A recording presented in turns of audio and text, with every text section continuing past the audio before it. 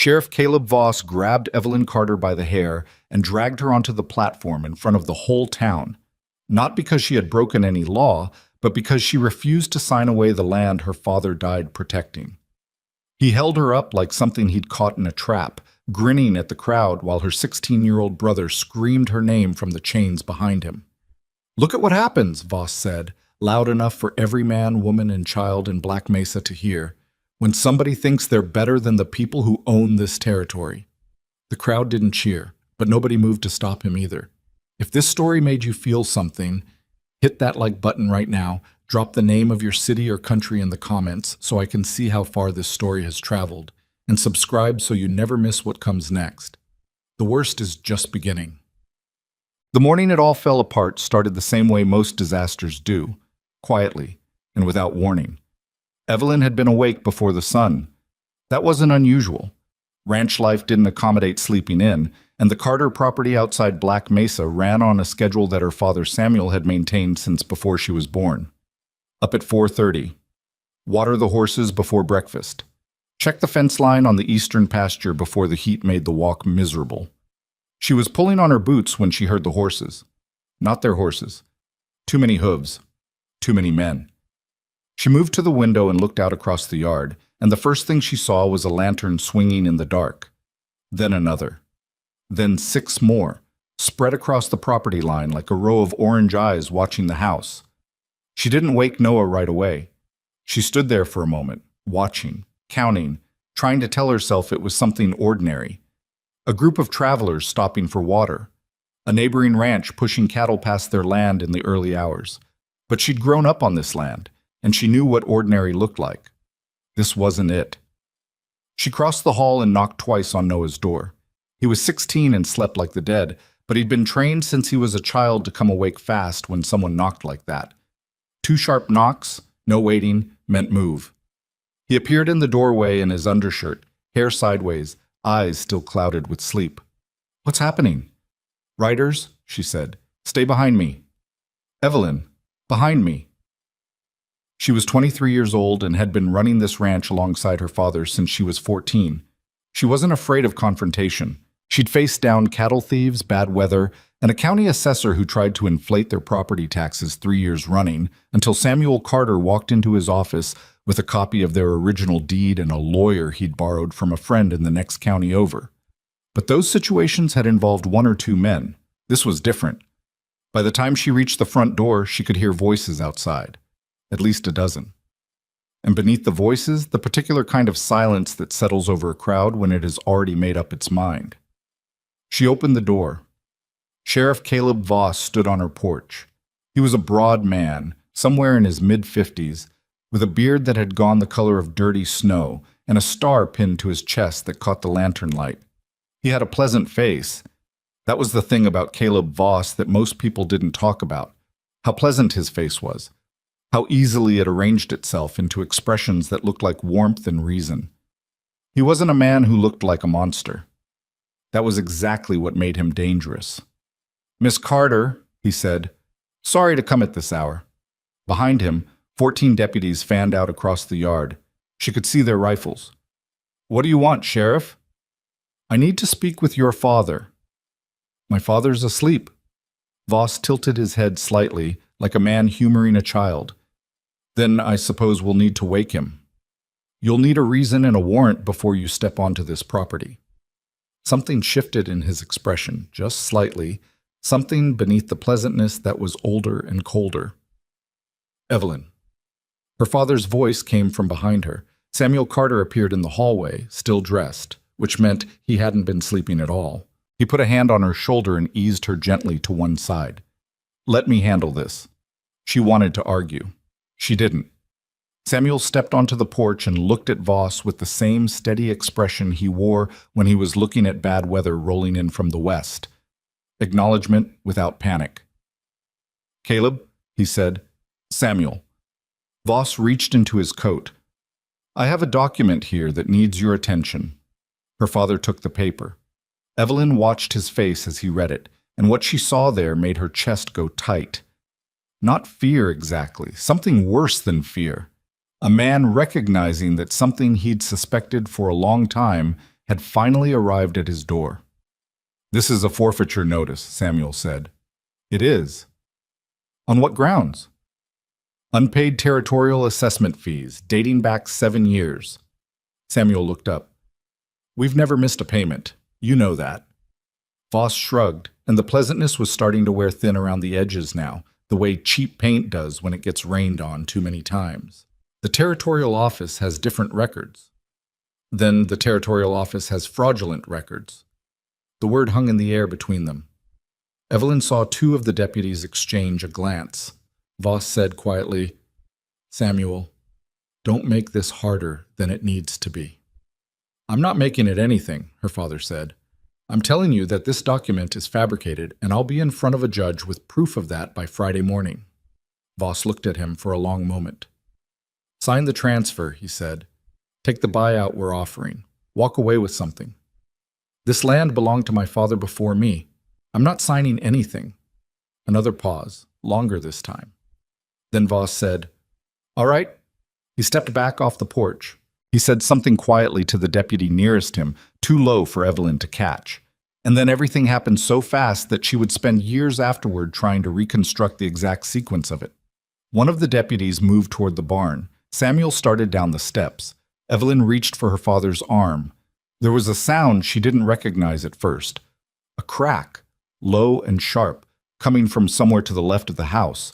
And then her father stumbled, and she caught him, and she looked down and didn't understand what she was seeing. "Papa." He went down slowly, like something that had been holding itself up for a very long time and finally couldn't anymore. She went down with him, both of them on the porch steps, and she was still holding him when Noah ran out of the house and stopped dead at the sight of them. "Evelyn," Noah's voice broke. "Evelyn, what?" "Get back inside," she said. Her voice didn't sound like hers. "Is he—" "Noah, get back inside the house right now." She didn't look at Voss. She couldn't look at him.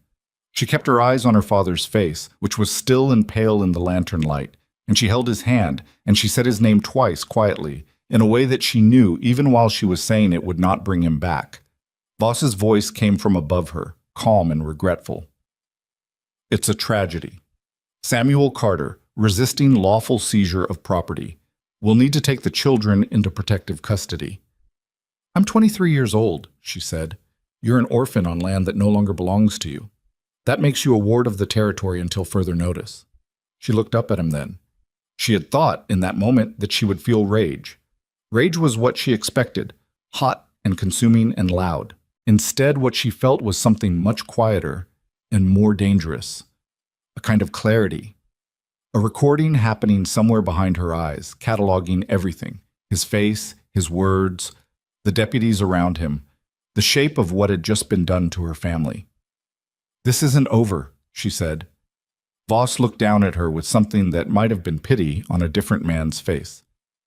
"For you," he said, "it is." They put chains on her wrists before she could stand up from beside her father's body. The jail in Black Mesa was one room with 2 cells, and they put Evelyn and Noah in opposite sides of it and left them there for 4 days without explanation or charge. Noah didn't speak much the first day. He sat on the edge of the cot with his elbows on his knees and stared at the floor, and Evelyn let him do that because she understood it. Grief needed space before it could become anything else, and pushing someone through it faster than they were ready to go only made it go sideways. On the second day, he said, "What are they going to do with us?" "I don't know yet." "Evelyn." "Noah." "I don't know. I'm trying to figure that out." He was quiet for a moment, then, "Dad knew this was coming, didn't he?" It wasn't a question. She thought about the way Samuel had been already dressed when he came to the door, the way he'd read the forfeiture notice without surprise. "I think he knew something was coming," she said carefully. "I don't think he knew it would be that fast. He should have signed the paper. He'd still be here if he signed the paper." Noah's voice cracked on the last word, and he pressed the back of his hand against his mouth and looked away. She didn't try to argue with him. There was no argument to make. He was right in the way that only completely useless truths are right, technically accurate and practically worthless. On the third day, a man she'd never seen before appeared on the other side of the cell bars. He was well dressed for Black Mesa, which wasn't saying much, but the quality of his coat and the particular neatness of his presentation suggested money. He introduced himself as Gerald Marsh, representing the Territorial Land Acquisition Office. "Miss Carter," he said, with a smile that matched Voss's for pleasantness and emptiness, "I wanted to come in person to express my condolences about your father." She looked at him without saying anything. He didn't seem bothered by that. Men like Gerald Marsh had made careers out of not being bothered by the things other people felt. "There's a straightforward path forward for you and your brother," he said. "The territory is prepared to offer a modest financial settlement in exchange for a formal relinquishment of any claims to the Carter property. Sign the document, take the money, and we can have you both out of here by tomorrow. And if we don't sign," his expression didn't change, "then the sheriff will need to determine the appropriate legal status for two individuals who are residing on territory property without authorization. That property was ours. The records indicate otherwise, I'm afraid." She looked at him for a long moment. "How much did Caleb Voss pay you for your records?" For just a fraction of a second, something moved through his eyes. Not guilt, more like a door closing quickly on a room he didn't want her to see into. "I'll give you until tomorrow morning to discuss it with your brother," he said, and walked away. When he was gone, Noah said from across the room, "What do we do? We don't sign anything." "Evelyn, they can keep us in here as long as they want." "I know. So what do we do?" She looked at the ceiling of the cell for a long moment. Wait. For what? She didn't have a good answer to that, so she said the only true thing she could think of. For something to change. The change came on the fourth morning, and it arrived in the form of noise. She heard it before she understood what it was. A crowd, or what sounded like one, outside the jail. Voices layered over each other, too many to pick apart. Then a single voice, louder than the rest, cutting through the wall of the building like it was paper. "I want to speak with the sheriff." The deputy who'd been dozing at the desk jerked upright. Through the small, high window of her cell, Evelyn caught a sliver of the street outside. Movement, shapes, more people than Black Mesa's main road usually held at this hour of the morning. The jail door opened. Caleb Voss walked in, and the expression on his face was the first indication she'd had that something had shifted. He wasn't wearing his pleasantness. He looked the way men looked when a situation had gotten slightly ahead of their ability to manage it. Not panicked, not yet, but tightly controlled in a way that required effort. He spoke to the deputy in a low voice for a moment, then turned and looked at Evelyn. "Looks like you've got a visitor," he said. He said it like it cost him something. A minute later, a man was escorted into the room. She didn't know him. He was tall, lean, somewhere in his mid-30s, with a weathered face and dark eyes that moved across the room the way a man's eyes move when he's professionally accustomed to assessing situations. He wore a long coat, dusty from the road, and a black hat that he didn't take off when he came inside. There was a quality to his stillness that she recognized without being able to name. Men who'd spent years in difficult places, she'd found, often held themselves like that, still without being at rest. He looked at Voss, then he looked at her. "Are you Evelyn Carter?" "Who's asking?" "My name's Wyatt Kane. I knew your father." She felt Noah get to his feet in the cell across from her. Voss said from behind Wyatt, "This isn't a social visit, Kane. You've got 5 minutes." Wyatt didn't acknowledge that. He pulled a folded piece of paper from his coat and held it up between 2 fingers. "Property transfer agreement. Signed. Dated 2 years ago." He looked at Voss. "Samuel Carter sent this to a lawyer in Denton County before he died, with instructions to forward it to me if anything happened to him or his children. It establishes power of attorney over any legal challenges to the Carter estate. You want to have an auction, Sheriff? You're going to need to get through me first." The room was very quiet. Voss stared at the paper. "That document isn't filed with any territorial office." "It's filed with the federal office in Santa Fe," Wyatt said, "which outranks your territorial office by 3 administrative levels. I can write down the relevant statute if that would help." He wasn't being aggressive about it. That was the thing that Evelyn noticed. He delivered it the way you deliver a weather forecast. Matter of fact, slightly bored, unbothered by whether the listener liked the information or not. Voss looked at him for a long moment. "You've made a mistake coming here," he said. "Probably," Wyatt agreed. "Seems like a pattern." After Voss left, the deputy unlocked her cell. Not both cells, just hers, which told her exactly how much ground the document actually covered. And she stepped out and stood in front of the stranger her father had apparently trusted enough to send legal documents to in case of his own murder. She looked at him carefully. "Samuel never mentioned you," she said. "He wouldn't have. Your father was a careful man. He kept the things that mattered to him in separate compartments." "Why?"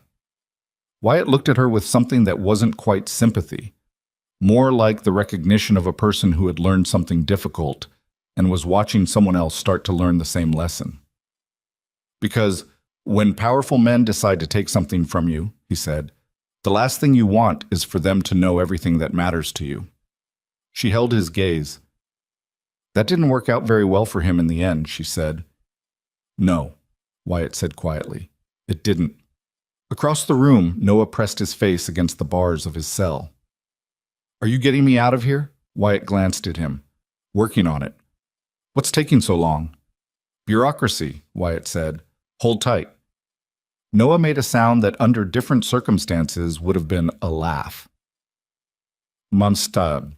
The auction was announced the following morning. This was the part that she hadn't expected. Not because she'd underestimated Voss, but because she'd assumed that the existence of Wyatt's document would at least slow the machinery down. Give them time to file with the federal office, make contact with someone outside the territory, find some lever to use against what Voss had built. Instead, Voss moved faster. He filed a counterclaim with the territorial office, argued that the Carter property had been formally seized before the power of attorney could take effect, and in a piece of legal maneuvering that Gerald Marsh had almost certainly coached him through, declared both Evelyn and Noah to be illegal squatters who had been harboring a known agitator. That was the word they used for Wyatt Kane in the official filing. Known agitator. She found out later that the phrase had a history attached to it, that Wyatt had spent years tracking criminals across the frontier for various law offices and private parties, and that in the process he'd made enemies in very specific places, the kinds of places where men like Voss had allies. But all of that came later. What she knew that morning was that she and Noah were being transferred from the jail to the town square, that their wrists were chained, and that Caleb Voss walked beside her through the main street of Black Mesa with the particular satisfaction of a man who believed he had outmaneuvered everyone who could threaten him. A crowd had gathered. Not the kind of crowd that gathers to stop something, the kind that gathers to watch. There were people she recognized, faces from the general store, from the livery, from the church on the east end of town that her father had attended every Sunday for 30 years. People who had eaten at their table, people her father had lent money to during the drought 2 seasons back, people who had shaken Samuel Carter's hand at his own funeral 3 weeks earlier. They watched. They didn't move. Voss led her onto a wooden platform that had been erected outside the land office. He stood her in front of the crowd, and he held her arm up like she was an animal at market. And he said, loud enough for everyone to hear, "The Carter property has been legally transferred to the territory. These 2 individuals are being processed as wards. We're offering indenture contracts to local ranchers interested in taking them on." Indenture. The word dropped into the crowd like a stone into still water. She heard it ripple, heard the murmur that moved through people, half shocked and half something worse than shock, half relieved that it wasn't them on that platform. Noah was beside her, his jaw set, his hands in chains, trying not to look as frightened as he was. She could see him doing it, could see the effort of it in the way he held his shoulders. She said quietly, not looking at him, "Don't give them the fear." "I'm not scared," he said immediately. "I know," she said. "I'm telling you anyway." Voss was still talking. Numbers, conditions. The particular mechanical language of men who'd found ways to make cruelty sound administrative. And then the saloon doors opened. She didn't see it at first. She heard it. A change in the quality of the crowd's noise. A shift in attention. The way a room full of people moves collectively when something unexpected enters their field of vision. Then she saw him. Wyatt Kane walked through the middle of the crowd like he was walking through fog, without urgency, without performance, just moving in a straight line toward the platform while people stepped back to let him pass. He was carrying a leather saddlebag over one shoulder, and his expression was the same as it had been in the jail. That specific, weathered stillness. He stopped at the base of the platform. He looked at Voss.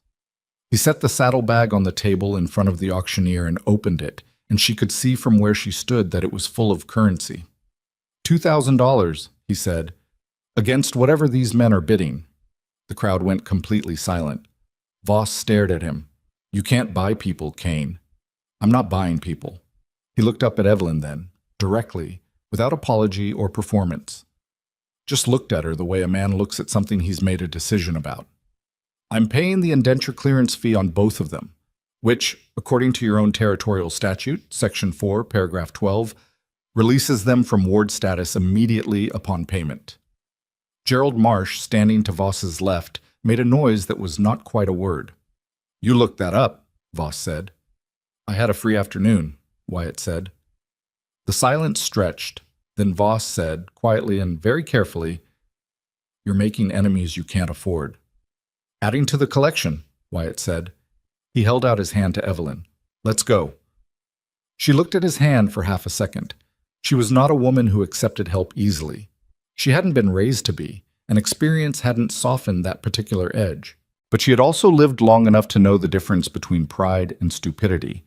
And she had been standing in chains on an auction platform with her dead father's land behind her and her brother in irons. And the man standing below her had just spent what looked like everything he owned to give her a way off that platform. She took his hand. He helped her down. Then he walked to where Noah stood and, without ceremony, produced a key. She had no idea where he'd gotten it, and unlocked the chain at her brother's wrists. Noah looked at him. Who are you? He said. Wyatt Kane. How did you know our father? Long story. We've got time.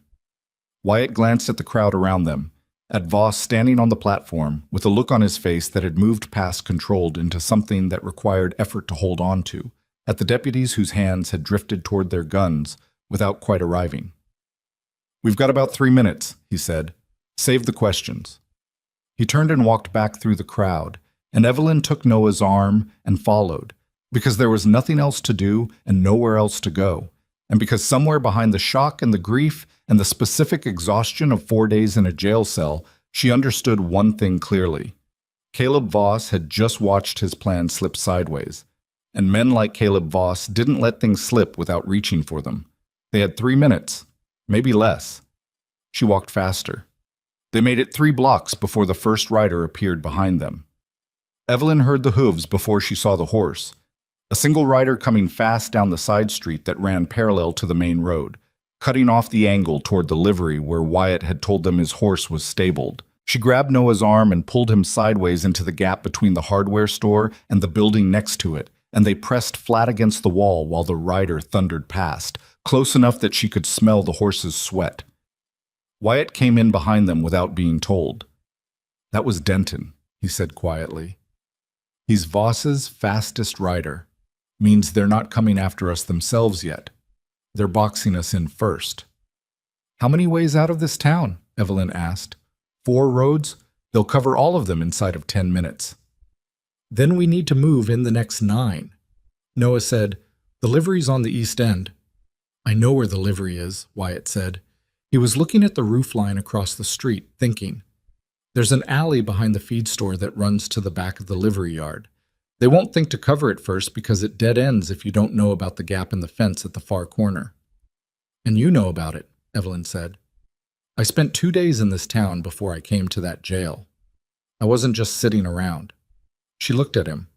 He was already moving, and she and Noah fell in behind him because there wasn't a better option, and because the man had so far done what he said he would do. That wasn't nothing. The alley was narrow and smelled like rotting grain and horse urine, and the particular sharp unpleasantness of a space that had been enclosed too long in summer heat. They moved through it in single file, Wyatt leading, Noah in the middle, Evelyn behind, and she kept looking back over her shoulder at the slice of Main Street visible behind them, watching for movement. The gap in the fence was exactly where Wyatt said it would be. 2 boards that had been nailed back after breaking and could be pushed inward if you hit them at the right angle. He went through first, then Noah, then Evelyn, and they came out into the back of the livery yard where 3 horses stood in the morning heat looking profoundly uninterested in the situation.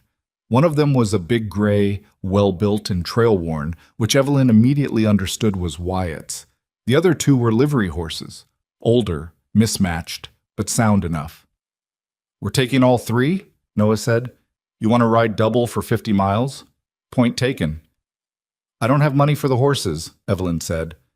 Wyatt was already saddling the gray. "I left payment with the livery owner this morning. He's an honest man, one of about 4 in this town." She started on the nearest horse without asking whether that was all right. Her hands knew the work: cinch, stirrup, check the bit. And the routine of it steadied something in her chest that had been rattling loose since the platform. Noah took the 3rd horse, fumbling slightly with the buckle because his hands were still shaking from the chains, and she reached over without comment and finished it for him. Nobody spoke while they worked. The sound of a rider out on the main road made all 3 of them go still. The hoofbeats passed without slowing. Evelyn let out a breath. "Which direction?" she asked. "North," Wyatt said. "Then east once we clear the ridge. There's a trading post about 20 miles out called Haller's. The man who runs it isn't connected to Voss. We can rest there tonight and figure out the next step." "What is the next step?" He checked the gray's girth one more time. "That depends on what you know about your father's papers." She looked at him across the horse's back. "What papers?" Something moved through his expression. "Samuel reached out to me 8 months ago. He said he had documentation, ledgers, records, written correspondence that could expose what Voss and the land office were doing. Not just to your family, to every property they'd taken in the territory over the past decade." Evelyn felt the back of her neck go cold. "He never told me that." "I know he didn't." "Where are they?" Wyatt swung up into the saddle. "He said they were hidden at the ranch. Somewhere only the family would know to look." Noah had gone very still. He was staring at Evelyn with an expression she recognized, the particular look of someone who had just understood something they hadn't known they were holding.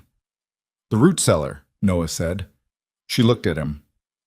"Remember when Dad redug the root cellar 3 years back? Said the drainage was wrong." Noah paused. "He spent a week on it, himself. Wouldn't let me help. Said I'd just make it slower." She thought about it. She remembered the week. Remembered thinking it was strange that her father, who never turned down an extra pair of hands, had done that particular job alone. "You think that's where he put them?" she said. "I think that's where Dad put something he didn't want anyone finding." Wyatt was listening with the focused, unobtrusive attention of a man who had learned to gather information without appearing to. He didn't rush them, didn't fill the silence. "The ranch," Evelyn said finally. "We have to go back to the ranch." "Not today," Wyatt said. "Today we move. We think after we're clear of Black Mesa and Voss's reach. If we go back now, while they're still organized and angry, they'll just take us again, and this time there won't be an auction." She understood what he meant by that. She didn't like it, but she understood it. She mounted without another word and followed him through the gap in the back fence and out into the open ground north of town, where the desert heat was already building and the ridge line ahead of them was the only thing breaking the flat expanse of land that stretched in every direction. They rode hard for the first 2 hours without stopping. Wyatt set the pace, faster than comfortable, not quite flat out, the kind of sustained speed that covered ground without burning the horses before they needed them. Evelyn matched it without complaint. Noah, who was a decent rider but not experienced at this kind of sustained pace, fell slightly behind twice, and both times he pushed his horse forward and caught up without being told. She watched Wyatt from the corner of her eye as they rode. It was something she did with people she didn't know, gathered information quietly, assembled it into a picture, revised the picture as new information arrived. Her father had called it a gift. Her mother, when she was alive, had called it exhausting.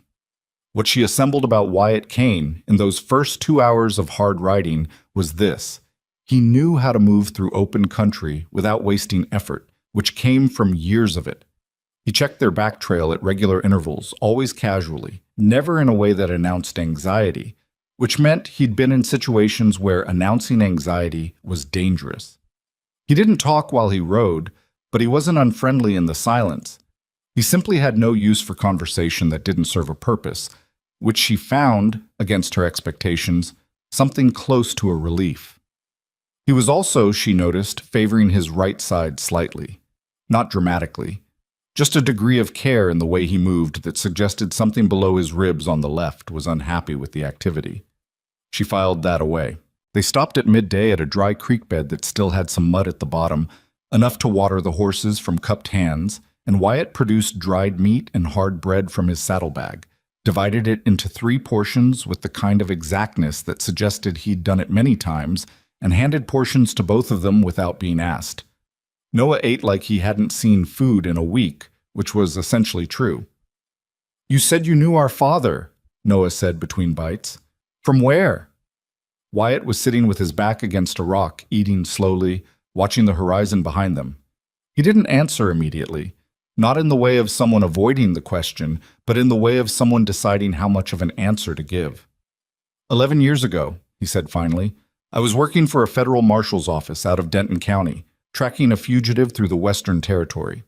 The trail went cold in a canyon about 15 miles south of what would eventually become your family's property. I was out there 4 days with bad water and less food than I should have had, and I made a stupid mistake. Pushed my horse too hard trying to make up time, and she went lame on me, 60 miles from the nearest town. He paused. Your father found me, he said. He was out checking his property line, came across me on foot leading a crippled horse through the worst of the midday heat. He brought me back to the ranch, fed me, let me stay while the horse rested, spent 3 days helping me treat the leg before I could move on. That sounds like him, Noah said quietly. He didn't ask anything in return, Wyatt said. He wouldn't take money. Said he wasn't in the habit of charging people for basic human decency. He was quiet for a moment. I've met a lot of people in a lot of places. That kind of thing isn't as common as it ought to be. Evelyn was listening but not looking at him. She was watching the ridgeline behind them, checking for dust trails. He wrote to you, she said. He did. About 8 months ago. Said things in the territory were turning, and he wanted to have certain arrangements in place. Wyatt finished the last of his bread. I wrote back and told him I'd come if he needed me. He wrote again in the spring and said not yet. He was still gathering evidence. Then I didn't hear from him. He paused. I wrote out anyway. Arrived 2 days after he died. Nobody said anything. The horses moved quietly beside them, pulling at what little dry grass grew along the creek bed. Noah said, You spent everything you had. What? That bag you put on the table, at the auction. Noah looked at him directly. That was everything, wasn't it? Wyatt didn't answer right away. It handled the situation, he said. That's not what I asked. Another pause. Wyatt glanced at him, and Evelyn thought she saw something briefly unguarded move through his expression, something that didn't quite have time to get itself covered up. Yeah, he said. Near enough. Noah nodded slowly. Okay. Okay, what? Okay, I just wanted to know. He handed back the cloth that had wrapped his portion of food.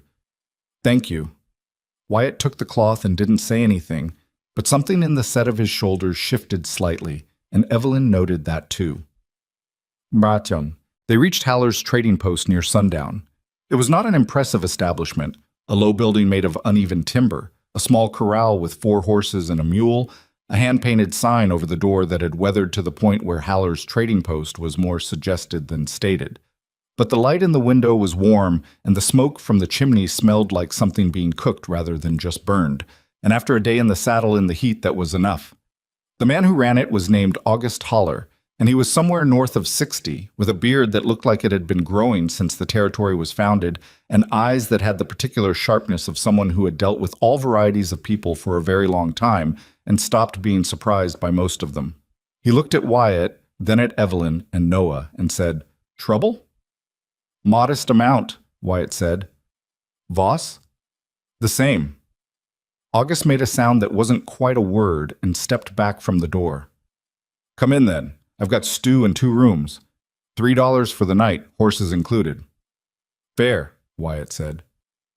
The inside of Haller's was cluttered in the way of a place that served too many purposes.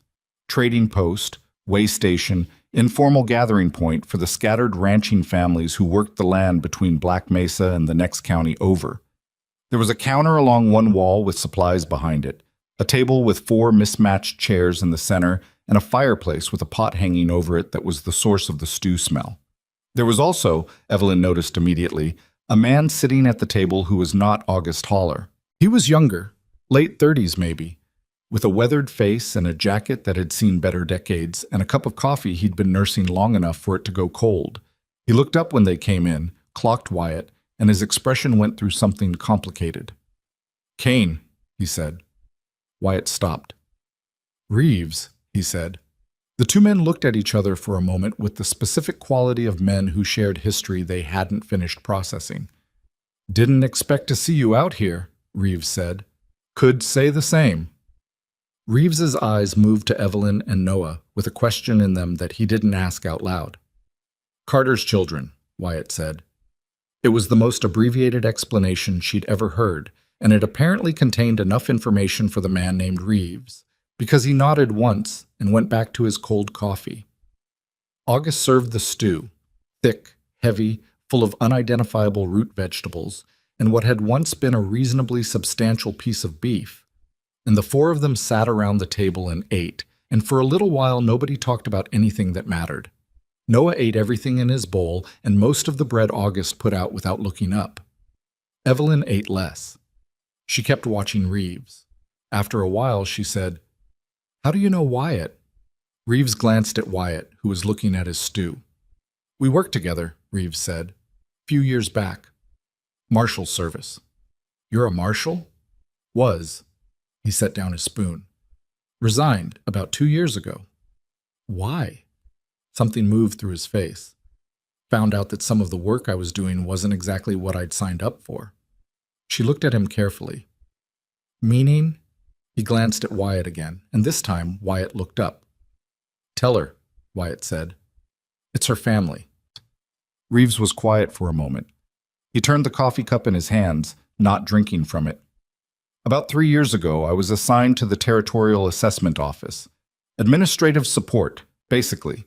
Paperwork, filing, courier work between the Marshal's office and the Land Bureau." He paused. "I started noticing things didn't add up. Property records that had been altered. Assessment fees listed as unpaid when I knew personally that the families involved had receipts.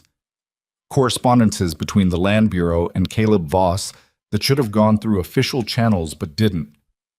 "What did you do?" Evelyn asked. "I copied what I could, quietly, then I tried to report it up the chain."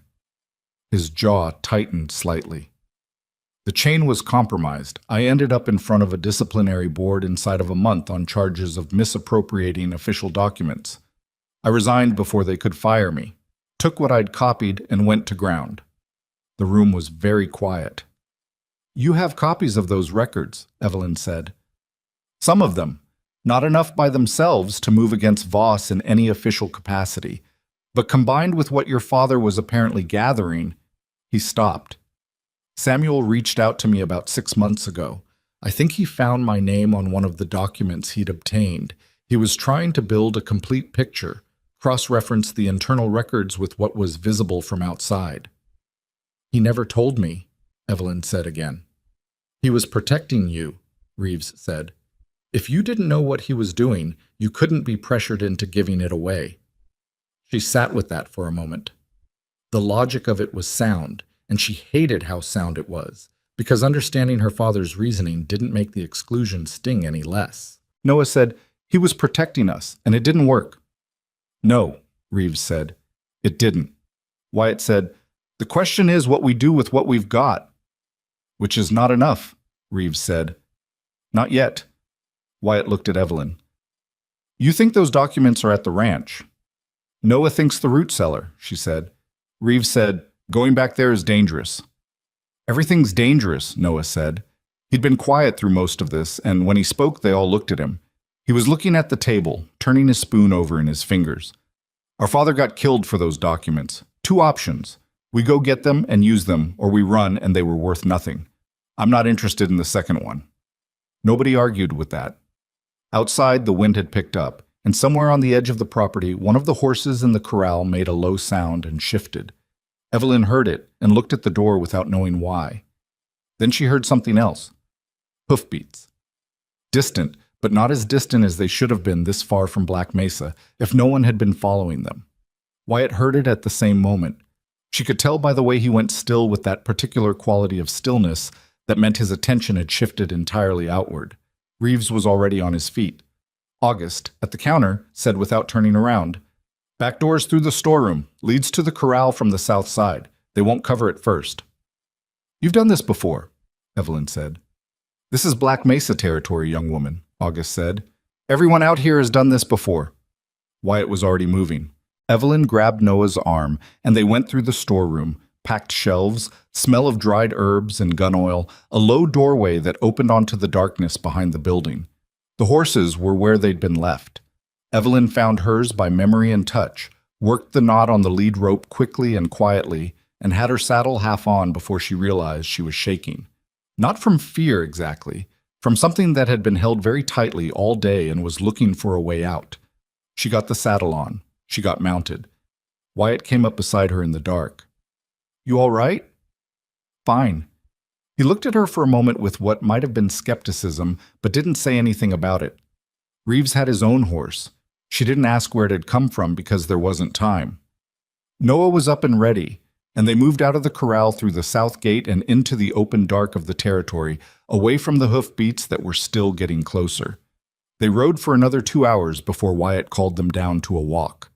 The night was clear and cold in the way of high desert nights that seem impossible after the day's heat, and the stars were the kind of visible that you only got far enough from town. Noah pulled up beside her. His face in the darkness looked younger than it had all day, which sometimes happened at night, when the effort of presenting strength had no one to perform for. "Evelyn," he said. "Yeah."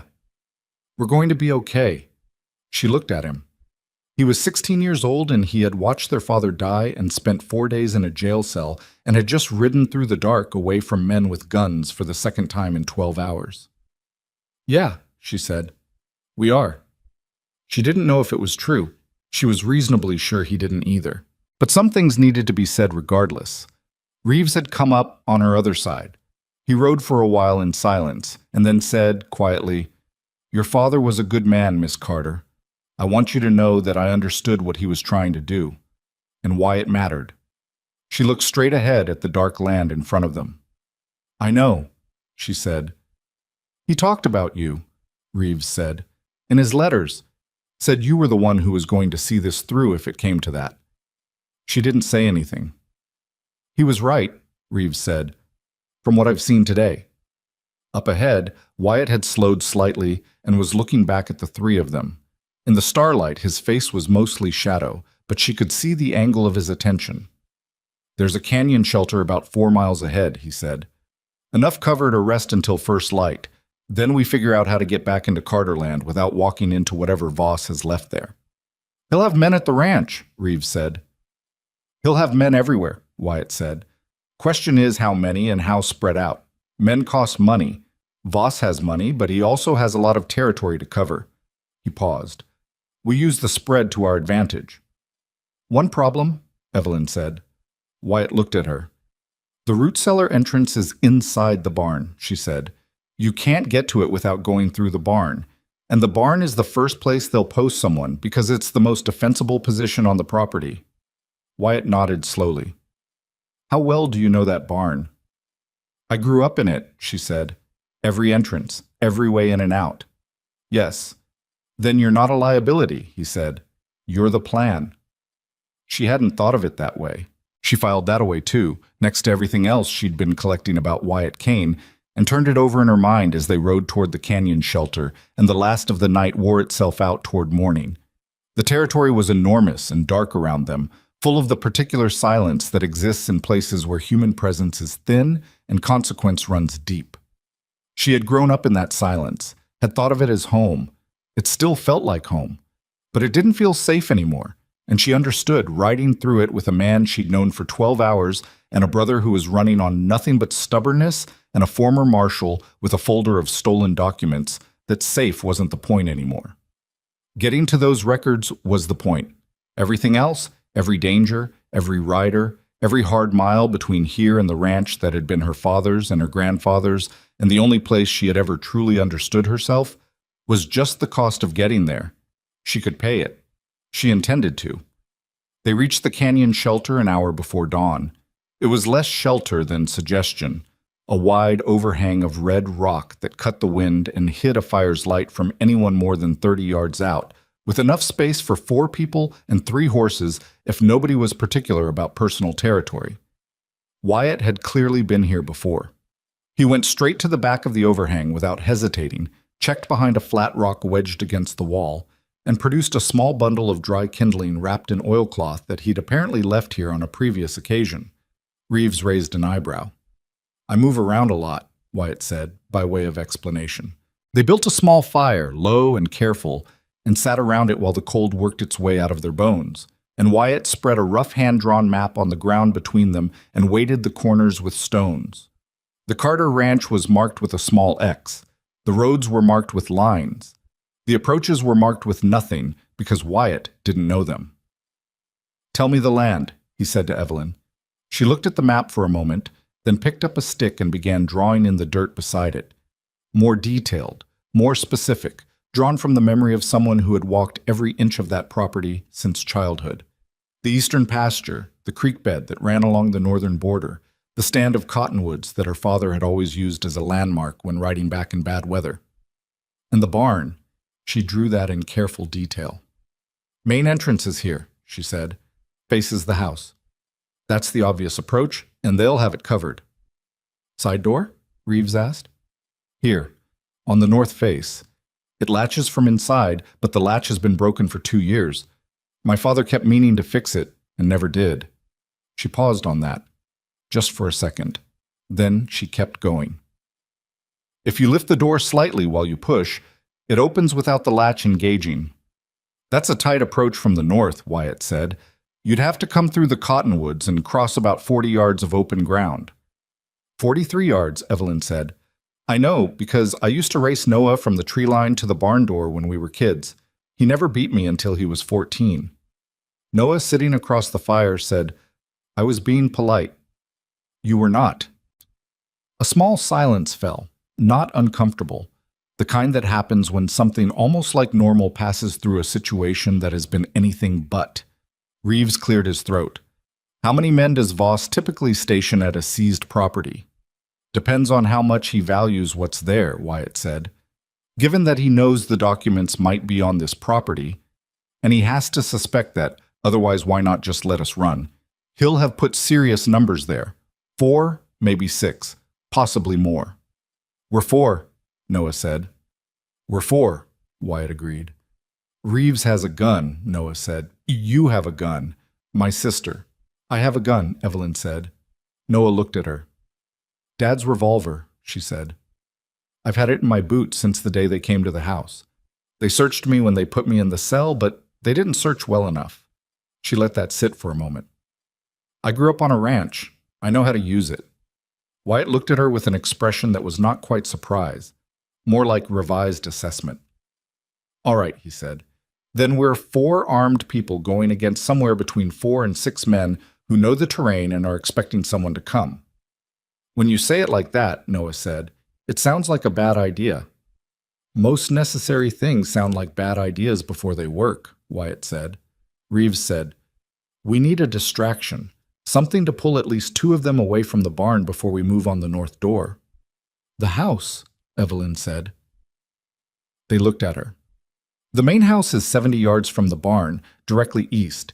If someone approaches the property from the road, which is the obvious direction, Voss's men will move to intercept. They'll assume anyone coming from the road is either a threat or someone authorized by Voss. Either way, they respond to the road first. Their instinct is to protect the house because that's the visible asset. They won't know the barn matters more." "Someone has to come from the road," Wyatt said. "I'll do it," Reeves said before anyone else could. Wyatt looked at him. "I've got the documentation I copied from the marshal's office," Reeves said. "If we get what's in that cellar, I need to be the one who verifies it against what I have anyway. I can approach from the road, draw their attention, give you time to get to the barn." "They'll recognize you," Wyatt said. "Probably. Which means they'll be very focused on me and less focused on what's happening in the northwest quadrant of the property." He said it flatly, like a man explaining arithmetic. I'm not without resources, Wyatt. Let me do my part. The fire crackled between them. Outside the overhang, the wind had died, and the darkness before dawn had settled into the particular quality of total silence that happened in the last hour before birds started and light began. Wyatt said, "You're sure?" Reeves said, "Don't ask me twice." The plan they settled on was not elegant. Elegant plans required time and certainty, and they had neither. What they had was knowledge of the land, an understanding of how Voss's men would likely respond to a visible threat, and the particular advantage of approaching people who thought they'd already won. People who thought they'd already won stopped being careful. They moved on the Carter Ranch at the edge of the following night. They spent the day in the canyon shelter, sleeping in shifts, and it was during her off-watch that Evelyn found herself lying on the hard ground, unable to sleep, staring at the underside of the rock overhang and thinking about her father. Not about his death. She'd been thinking about that for 3 weeks, and it had not become more useful with repetition. She was thinking about him alive, about the man who had quietly spent months building a case against the men who were already circling him, who had sent documents to a stranger he trusted more than he trusted the visible world around him, who had redug his own root cellar alone for a week so that no one would see what he was burying there. She was thinking about how much of his life she had witnessed without understanding. He had been a careful man, like Wyatt said, but careful in the specific way of someone who understood danger, not as an external event, but as a condition, something you lived inside of rather than moved toward or away from. He'd never talked about it. He'd never said, "There are men who want this land and they will not stop." He just lived the way a person lives when they know that, and apparently hoped that if he was careful enough, his children would not have to. He had not been careful enough. Or rather, and this was the thing she'd been circling for 3 weeks, the thought she kept approaching and backing away from. He had been exactly careful enough to get the evidence to a point where it could be used. What he hadn't managed was surviving long enough to use it himself. That part was now hers. She turned that over in her mind until the sound of Wyatt moving nearby told her the shift had changed, and she let her eyes close, and she slept without dreaming. They left the horses with Reeves a mile from the property line. Reeves would bring them around to the road approach, give Wyatt and Evelyn and Noah 30 minutes to get into position at the tree line, and then ride in visibly and loudly from the east. The timing was approximate because it had to be, and they all understood that approximate timing in a situation like this meant that something was probably going to go sideways at some point, and they'd have to improvise. "Don't wait for perfect," Wyatt had said before they split up. "Perfect doesn't happen in the field. You wait for good enough, and you move." Evelyn had filed that away too. The walk through the dark to the cottonwoods took 20 minutes. The ground was familiar under her feet in a way that was almost painful. She recognized the particular give of the soil near the creek bed, the way the land sloped slightly downhill as you approached the tree line, the smell of the property that was dust and dry grass and old wood and something else she had no name for, some combination of elements that existed only in this specific place and that she had never consciously noticed until this moment because it had always simply been the smell of home. Noah walked beside her and didn't speak. Wyatt was on her other side, moving quietly, watching the darkness ahead with the forward attention of someone who had done this kind of thing enough times that the nervousness had been replaced by something more functional. At the tree line they stopped. From here she could see the property clearly. The house, dark with no lights in the windows, the barn further back, and the glow of a small fire near the main entrance to the barn where 2 figures sat. She scanned the rest of the property systematically, the way her father had taught her to scan for predators near the cattle, not looking for anything specific, just letting her eyes move and waiting to see what registered. She counted. 2 at the barn entrance, 1 moving along the fence line on the south side, 1 stationary near the corner of the house, 4 visible. "There are more we can't see," Wyatt said, very quietly, near her ear. "I know," she said, equally quiet. "North side of the barn. Can you see the door from here?" "No, the angle is wrong, but I know exactly where it is." "How long to cross the open ground?" She thought about childhood races, the pull of her legs, the way she'd learned to lean slightly forward going uphill over that stretch. 14 years old, Noah behind her, both of them laughing. 20 seconds if we move fast, she said. Maybe less. We wait for Reeves, Wyatt said. They waited. 12 minutes passed, which felt like considerably more. The man walking the fence line completed one circuit and started another. The two at the barn entrance talked intermittently. She couldn't hear words, just the rhythm of voices. The one at the corner of the house stayed still. Then the sound of a horse on the road, hoofbeats, unhurried, coming from the east. Reeves riding in the way a man rides when he wants to be heard. The figure at the house corner moved immediately. The two at the barn entrance stood up. The man on the fence line stopped walking and turned toward the road. Now, Wyatt said. They came out of the cottonwoods at a run. Evelyn knew this ground. That was the difference. Wyatt was fast, but she was faster across this particular 43 yards because she had run it in the dark as a child, and her feet knew where the slight depression was, 7 yards out, that would turn an ankle if you didn't compensate for it. She compensated without thinking about it, felt Noah beside her making the same adjustment 2 steps later, and then they were at the north wall of the barn and she had her hands on the door. Lift and push. The door swung open. They went in fast, Wyatt last, pulling the door shut behind him. The interior of the barn was dark and smelled like the absence of horses. Someone had moved or sold her father's animals, and the stalls stood empty, and the smell of what should have been there was somehow worse than silence. She gave herself 3 seconds to adjust to the dark, which was slightly less dark than outside because the wood of the barn walls had gaps, and the fire at the front entrance leaked thin lines of orange light through them. The root cellar entrance was in the back left corner, beneath a section of loose flooring that her father had built specifically to look like every other section of flooring. She knew it because she had watched him install it and had helped him tamp the dirt flat around it afterward, not knowing what she was helping him hide. She moved to it now. Noah reached it at the same time, and they crouched together, feeling for the recessed grip. It was there, exactly where it should have been, exactly where her hands remembered it, and she pulled, and the section of floor came up on silent hinges. Her father had oiled them, she realized, recently enough that there was no squeal, and the smell of cool earth came up from the darkness below.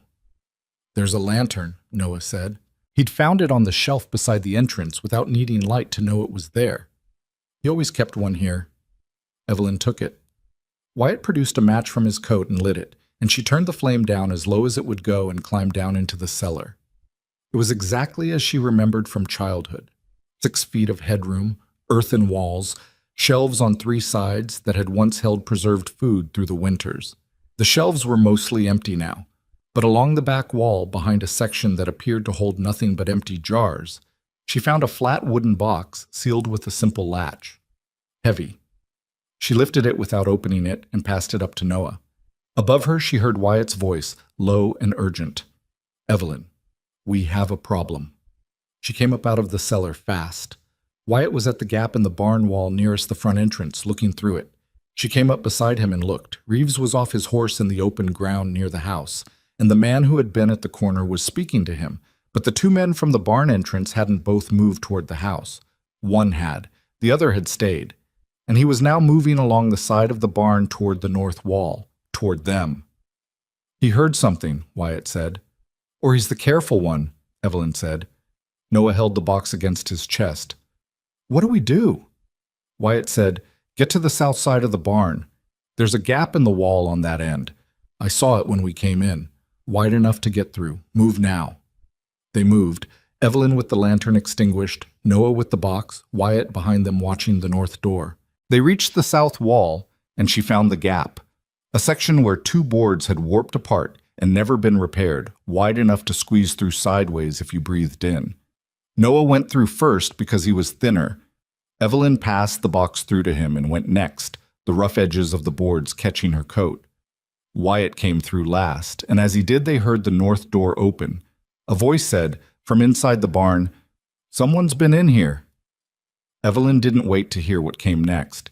She took the box back from Noah, and they moved along the south wall away from the voice, staying low and close to the wood, angling toward the cottonwood tree line that was their only cover. 30 yards. 20. A shout came from inside the barn, then another, louder. 10 yards. She heard running behind them. Boots on hard earth, more than one set. She didn't look back. She looked at the tree line and moved toward it and didn't stop. They hit the trees at the same time, crashing through the lower branches rather than going around them. And she turned immediately and pulled Noah behind the broadest trunk she could find and crouched there with one hand on her boot to reach the revolver. Wyatt came in beside her half a second later. He had his gun out. She looked at the property behind them. 2 men with lanterns coming from the barn. The one near the house had turned toward the commotion. Reeves was still visible near the road, and she saw him move suddenly, back to his horse, up, riding away, which meant he'd assessed the situation correctly and was pulling them in the wrong direction. The 2 men from the barn stopped at the edge of the tree line. She held completely still. 30 seconds of silence. The lanterns moved left and right, sweeping the first several yards of trees. Then one of the men said something to the other that she couldn't make out, and after another moment they began moving back toward the barn. They hadn't come in. People with lanterns, she'd learned in childhood, were reluctant to move into dark tree lines in the middle of the night. The lantern made you visible and made everything around you invisible, which was worse than no lantern at all. Wyatt had apparently known that too. "Move," he said quietly when the lanterns were far enough back. "Reeves will circle around to the horses. Keep going north through the trees until you hit the creek. Follow it west." "The box," Noah said. He was holding it against his chest like something that might break, though the thing was solid enough to survive a wagon crash. "Should we open it?" "Not here," Evelyn said. "We don't even know what's in it." "We know what's in it," she said. "We open it somewhere we can actually do something with what we find." They moved through the trees. Behind them, she could still see the lights on the Carter property. Lanterns moving, voices she couldn't quite make out. Her home, occupied by strangers who'd been sent there by the man who killed her father, now missing something those strangers didn't even know was gone yet. That thought kept her moving when her lungs started to burn. They found the creek bed and followed it west in the dark for what felt like 40 minutes before they heard Reeves's horse, and then all 3 of his horses, and Reeves himself came out of the dark, leading them with an expression that was mostly relief and a little bit of someone who had just done something that scared him and was trying to decide how to feel about that. "Got out clean?" he said. "Clean enough," Wyatt said. Reeves looked at the box under Noah's arm. "Is that—" "We think so," Noah said. They didn't open it there.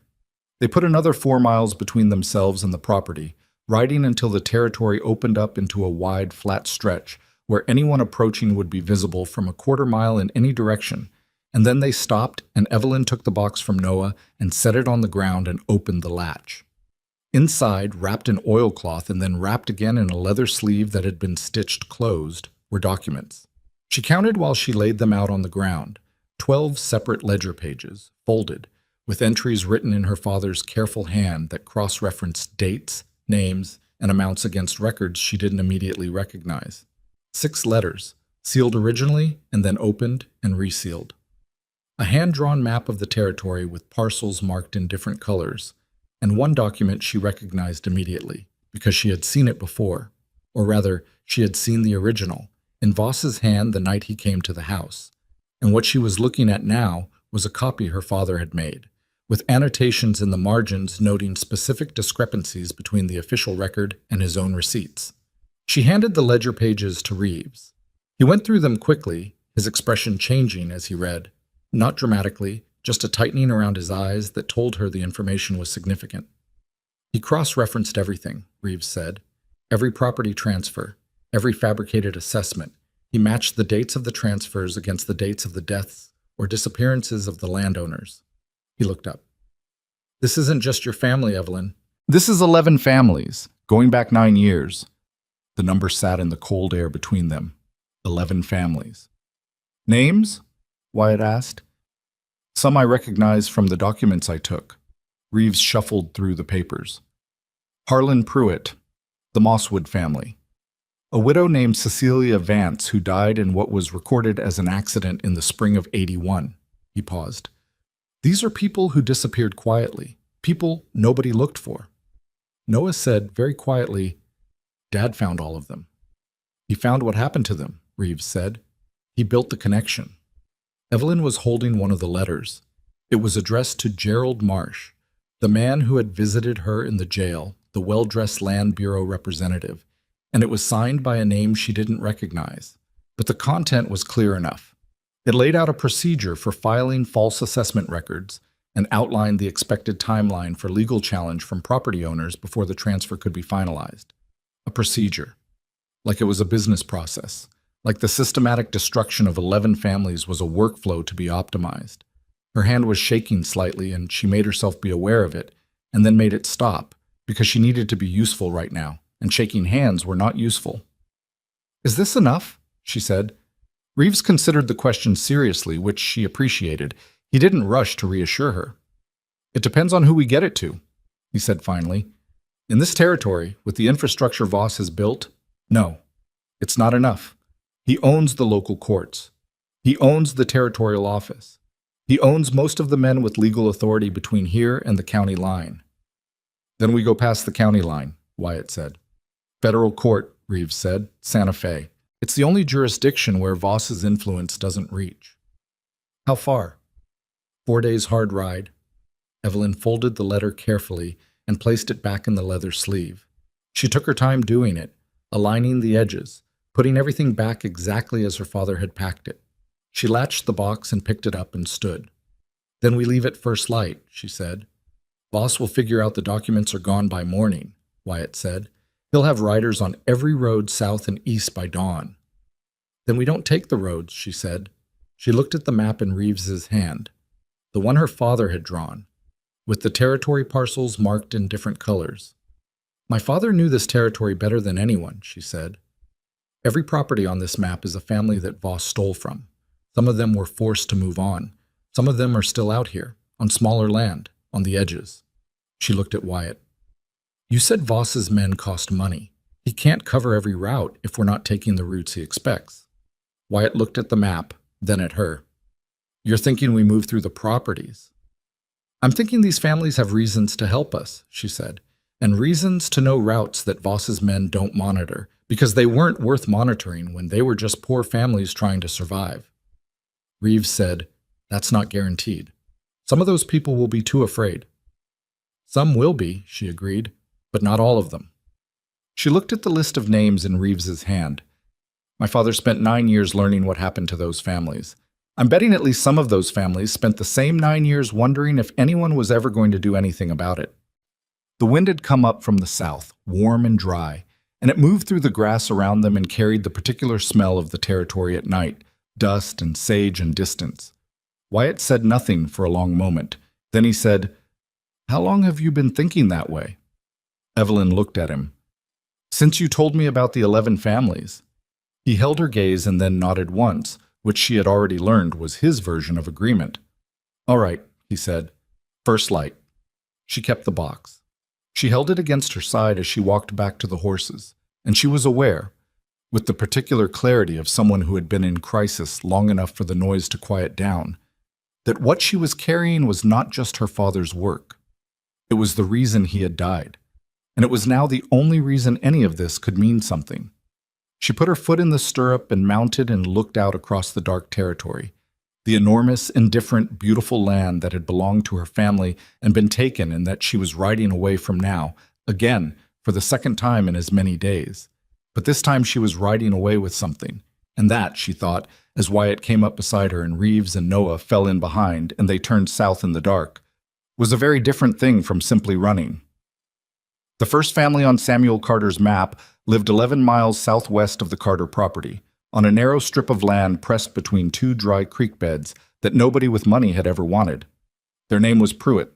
Harlan Pruitt had been on Reeves's list, one of the 11 names cross-referenced in Samuel's ledgers, a man whose original property had been assessed out from under him 6 years ago, leaving him with 30 acres and a 2-room house where he'd once run 400 head of cattle across 320. He was 58 years old and had the particular look of a man who had been worn down not by one large thing, but by the accumulated weight of many small losses over a long stretch of time. He answered the door before they knocked. He'd heard them coming, which told Evelyn something about how these people had learned to live since Voss finished with them. He looked at the 4 of them on his porch in the gray of early morning. He looked at the box under Evelyn's arm. He looked at Reeves for a long moment with the specific expression of a man who was working through something he wasn't sure he trusted. "You're Samuel Carter's daughter," he said. It wasn't a question. "Yes. I heard what they did at that auction." His jaw tightened.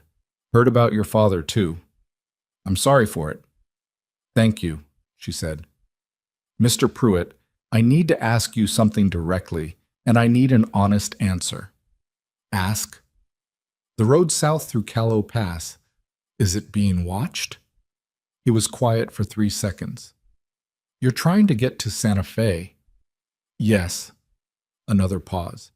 He looked past her at Wyatt, who was standing slightly to the side in the way he always stood, not behind, not in front, just positioned to see everything at once. "Voss had 2 riders through here yesterday afternoon," Pruitt said, "asking if I'd seen anyone. Said there were fugitives moving south." "What did you tell them?" "Said I hadn't seen a soul." He looked at the box again. "You have his papers." "We do." Pruitt stepped back from the door. "Come inside. I'll make coffee and tell you what I know about the pass." His wife, a small woman named Ruth, who moved around the kitchen with the efficient quiet of someone who had learned not to make herself a target, put food on the table without being asked and without making a production of it. 2 of their children, a boy of about 12 and a girl somewhat younger, appeared in the doorway to the back room, looked at the strangers, and were gestured back to bed by their mother with the kind of authority that didn't require words. Pruitt told them what he knew. Callow Pass was being watched. Not heavily. 2 men, rotating, stationed at the narrowest point where the road squeezed between 2 rock formations, and there was no way around. They'd been there since yesterday morning. "There's another way," Pruitt said. He spread his hands on the table and used his finger to trace a line that existed in his memory rather than on any map. "Runs through what used to be Mosswood land. Thomas Mosswood, his family's still there, on the eastern corner. He got lucky, kept a small piece. The route goes through his pasture and then cuts south through a canyon that nobody uses because it adds 8 miles to the trip." "8 miles we can afford," Wyatt said. "Mosswood will let you through," Pruitt said. "He and Samuel had an understanding. If you tell him Harlan sent you, he'll know it's real." Evelyn looked at him. "You had a network." Pruitt smiled, and it was a tired smile, but a real one. "We had neighbors. Men like Voss forget about neighbors. They think when they take a man's land, they take everything that man built over 20 years. They take the land and the cattle and the buildings, but they don't take who the man shook hands with." Ruth, without turning from the stove, said, "Harlan, tell them about the deputy." Pruitt's expression changed. Something sobered in it. "Voss sent a deputy out here 2 days ago," he said. "Not the riders. A different man. He said they were increasing patrols through the southern territory." He paused. "He also said that Voss was particularly interested in retrieving certain property that had been taken from the land office." "He knows we have the documents," Reeves said. "He knows something was taken," Pruitt said carefully. "He may not know exactly what, but he knows it matters." Evelyn absorbed that. She looked at the box sitting on the floor beside her chair, solid and plain and containing enough to destroy what Caleb Voss had spent a decade building. And she thought about the fact that Voss was now moving with the urgency of a man who knew his timeline had changed, who had shifted from pursuing 2 runaways to pursuing a threat. That was both worse and better than what they'd been dealing with before. Worse because he'd come harder. Better because scared men made mistakes. "How long until Mosswoods?" Wyatt asked. 3 hours at a good pace, Pruitt said. "Less if you push." They left before full sunrise, with directions held in memory and enough food from Ruth Pruitt's kitchen to carry them through the day.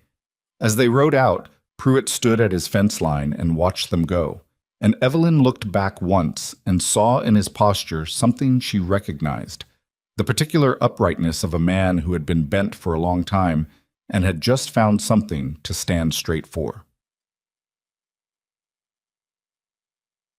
Thomas Mosswood was not what she'd expected.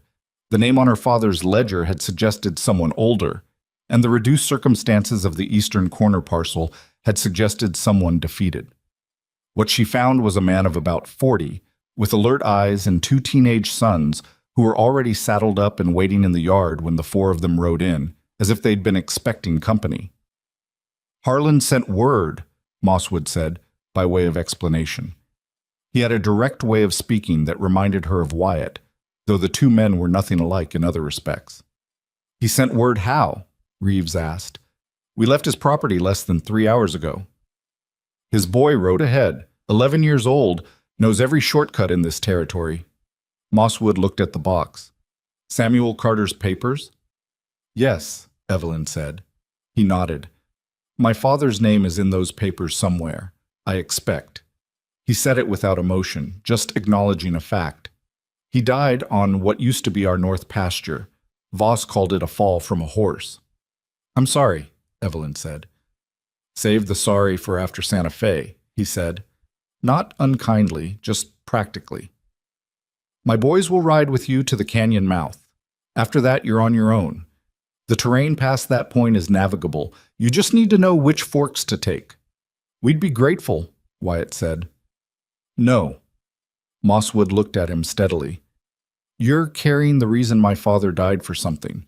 You've got nothing to be grateful for. This is just what people should do." The two Mosswood sons, older one named Cole, younger named Dex, both with their father's directness and their mother's apparent patience, led them through the eastern pasture and into the canyon at a pace that made it clear they knew this terrain the way Evelyn knew her barn, in the dark and from memory. They didn't talk much. Cole pointed out a fork at a creek crossing that would add 4 miles if taken in correctly. Dex showed them a section of trail that looked stable but had soft ground underneath from a spring that ran below the surface. At the canyon mouth, they stopped. Cole said, "Stay in the canyon bottom until you see a red rock formation that looks like a broken chimney. Take the left fork there. After that, it's clear running to the county line."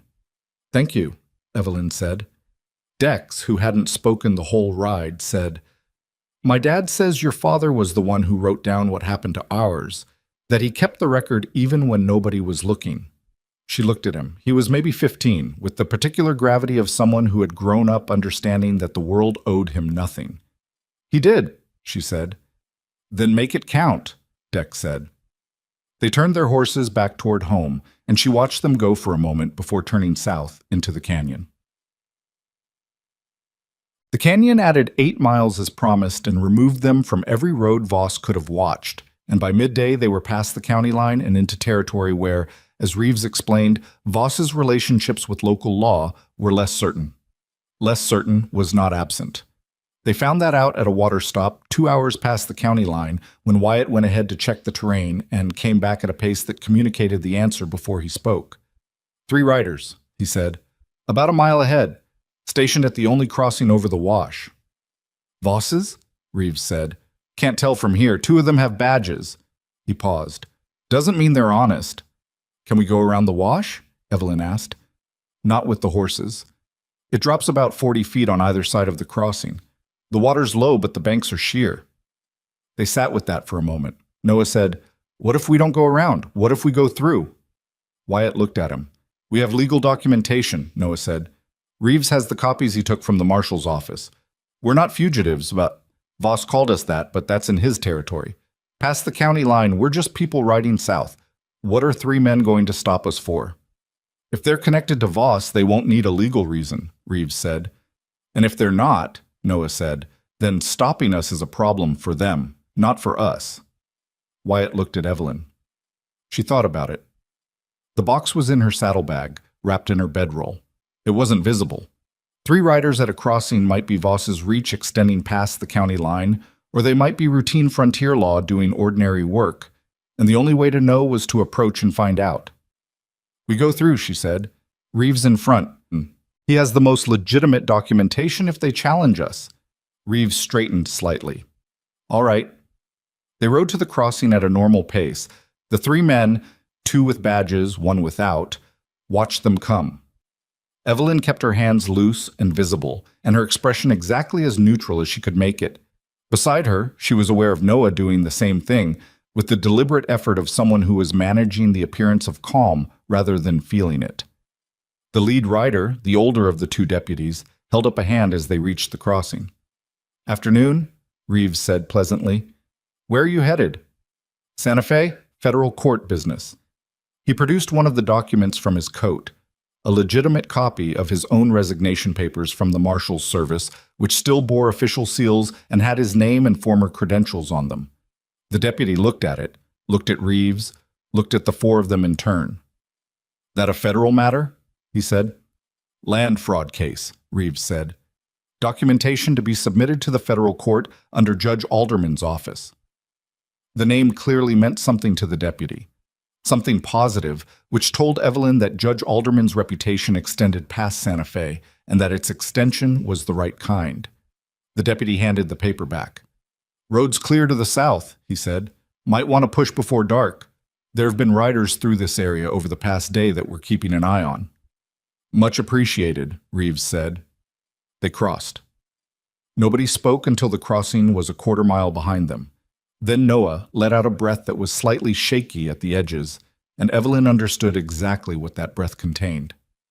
"You did well," she said to him. "I didn't do anything," he said. "I just didn't fall off the horse." "That's often enough," Wyatt said. They pushed hard through the afternoon and made camp at dusk in a shallow draw with enough brush to hide their fire. It was the fourth night since Black Mesa, and Evelyn was aware of the accumulated weight of it in her body. Not just the riding, but the sustained low-level alertness that never fully switched off, the sleeping in shifts, the constant calculation of threat and response and next step. Wyatt took first watch without discussion. She lay down and closed her eyes and listened to the fire settle and the horses shift and the particular nighttime sounds of the territory around them.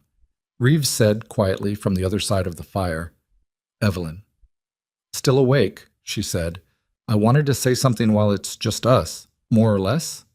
She opened her eyes. He was sitting with his knees up, looking at the fire. "What your father built. That documentation. It took discipline I'm not sure I could have maintained, knowing what was happening to his neighbors, knowing what was coming for his own family, staying quiet and careful and methodical when everything in a man wants to act." He paused. "I tried to act when I was in the marshal's office, and all I managed was to get myself pushed out and take a partial set of records with me. He stayed inside it and built something complete." "He was patient," Evelyn said. "More than me." "Maybe. Or maybe he understood something I didn't. That the law is a tool, and like any tool, it only works if you use it correctly. You can't use a hammer like a saw." He looked at her. "He was building a case, not a confrontation." "He built both," she said. "The case got him killed." "Well, the case is also the only thing that can make sure the killing meant something." She sat up. The fire had settled to coals, and the light it gave was low and orange, and across the draw Wyatt was a still shape against the dark, watching the terrain beyond the camp. "Why did you leave the Marshal's Service?" she said. "Really, not the formal version." Reeves was quiet for a moment. "Because I realized I had been enforcing something that I had assumed was justice, without checking whether it actually was. I enforced the law because I believed the law and justice were the same thing." He picked up a small stone and turned it in his fingers. "They're not the same thing. They can be if the right people are doing the right things, but the right people weren't. And I'd spent 8 years being very effective in service of the wrong outcome." "You're fixing it now," she said. "I'm trying to." "That counts," she said. "It's not nothing." He looked at her. "You sound like your father." She didn't answer that. She lay back down and looked at the stars, which were the same stars that had been over the Carter property every night of her life, and she thought that Reeves was probably right and that she wasn't sure how to feel about it yet. She fell asleep somewhere in that uncertainty and slept solidly until Noah shook her shoulder for the second watch. They lost Reeves on the third day. Not to violence. To a decision he made so quickly and quietly that it was almost done before any of them fully understood what was happening. They were 2 days out from Santa Fe, taking a mid-morning rest stop at a ranch that belonged to a family named Cowboy, who were not on Samuel's map, but who Reeves knew from his Marshall days. An honest family, he said, and that assessment proved out. The Calloways fed them and gave them water and asked no questions. And while they were there, a rider came through heading north, who stopped long enough to share news from the Santa Fe road. Voss was ahead of them. Not Voss himself, but word had moved faster than they had. The territory telegraph, the network of riders and messages that ran through frontier country in ways that outsiders consistently underestimated. The rider told them, without knowing who he was telling, that there were men waiting on the Santa Fe Road south of Cielo Creek who were reportedly connected to a Black Mesa land dispute and were not, by reputation, interested in legal conversation. After the rider left, the four of them stood in the Callaway yard, and Reeves said, "We need to split the documentation." "No," Wyatt said immediately. "Listen." Reeves held up a hand. "If we arrive in Santa Fe together, all four of us, and they intercept us before we reach the court, everything is lost at once. But if the documents are split, original ledgers with one group, copies, and the letter correspondence with another, then they'd need to stop both groups to stop the case." "We don't have copies," Evelyn said. "I do." He reached into the inner pocket of his coat and produced a leather folder, worn and thick. "Everything I took from the marshal's office. It corroborates your father's ledgers from the other direction. The internal records against the external evidence. Separately, each set is useful. Together, they're complete. But separately, each set is enough to open a federal investigation." Evelyn understood what he was proposing before he finished saying it. "You go separately," she said. "I know a route into Santa Fe that Voss has no reason to watch," he said. "It adds a day, but it avoids the main road entirely. I know Judge Alderman's office. I filed with them before. I can arrive there with my documentation and open the matter before you arrive with the originals." "They'll be looking for you too," Wyatt said. "They'll be looking for all of us, but they're expecting a group of four." He looked at Wyatt steadily. "They're not expecting me separately on a route that isn't a road." The argument was logical. Evelyn could see it was logical, and she could also see in Wyatt's expression that he knew it too, and that his hesitation wasn't about the logic, but about something older than logic. The specific reluctance of someone who had once trusted a plan and watched it fail. "Reeves," Wyatt said, "I'll be careful." "You'd better be more than careful." Reeves looked at him for a moment with the expression of two people who have history too long to put into a brief sentence. "I'll be smart," he said. "That work?" Wyatt let out a breath. "That works." They divided the documentation carefully. Evelyn kept the original ledgers, the map, and the copied forfeiture notice with her father's annotations. Reeves took the letters to Gerald Marsh and his own copied records from the marshal's office. Each set cross-referenced enough of the other to demonstrate its own credibility. Reeves shook Noah's hand, which visibly meant something to Noah, though he tried not to show it. He said to Evelyn, "I'll see you in Santa Fe at the courthouse steps." "Don't make me wait," she said. He almost smiled. Then he mounted, turned east, and rode at a pace that said he knew where he was going and intended to get there. They watched him until the terrain took him out of sight. Noah said, "He'll make it." "He's a hard man to stop when he's decided on something," Wyatt said. The ambush came at Cielo Creek, exactly where the rider had described. They had taken a parallel track to the main road, Wyatt's suggestion, implemented without debate, that ran through scrubland and required more navigation than speed. They were still within a quarter-mile of the road when they heard it. Voices. Male. More than two, coming from the creek crossing. Wyatt pulled them up. He was off his horse and moving on foot toward the sound before Evelyn had fully processed what he was doing. She started to follow, and he held up one hand. "Wait," without looking back. And she stopped and held her horse and watched him move through the scrub with the specific, unhurried economy of someone who understood how to be quiet. He came back in 4 minutes. "5 men," he said. "Set up at the crossing, 2 on the near bank, 3 on the far side. They've got the road covered completely." "Can we go around the creek?" Noah said. "Half a mile downstream there's a shallow point, not ideal but passable." He looked at Evelyn. "It puts us off track by about 2 hours." "Take it," she said. They moved downstream, off track, pushing through brush that pulled at their coats and slowed their horses. Evelyn's horse misstepped once on the uneven ground, and she felt the animal stumble and recovered it with her knees and one hand on the neck, talking low and steady. And it came right, but it cost them another 10 minutes and left the horse nervous for the next mile. The shallow crossing was knee-deep on the horses, and the bottom was unstable enough that they had to go one at a time, slowly. Wyatt first, then Noah. Then Evelyn last, holding the saddlebag with the box above the waterline, feeling the horse's feet search for purchase on the creek bottom, and simply staying in the saddle and letting the animal work. They came out on the far bank in the late afternoon, 2 hours lost, covered with creek water from the knees down, horses tired, but across. Wyatt looked back at the creek for a moment, then south at the road that angled in from the left to rejoin their track about a mile ahead. "We're clear of them," he said. "For now," she said. "For now," he agreed. Noah was wringing water out of his jacket sleeve. "How far to Santa Fe?" "Day and a half," Wyatt said. "And if they send riders ahead to beat us there?" "Then Reeves beats them," Wyatt said. "That's the point." They made camp that night in the open. No shelter. A tiny fire built more for warmth than anything else because they were wet and the temperature had dropped, and wet clothes and cold air were a medical problem if you let them get to one. Evelyn kept the saddlebag with the box between herself and the fire to dry the leather, watching it with the irrational attention of someone guarding something that had already cost too much to lose. Wyatt came and sat beside her after checking the horses.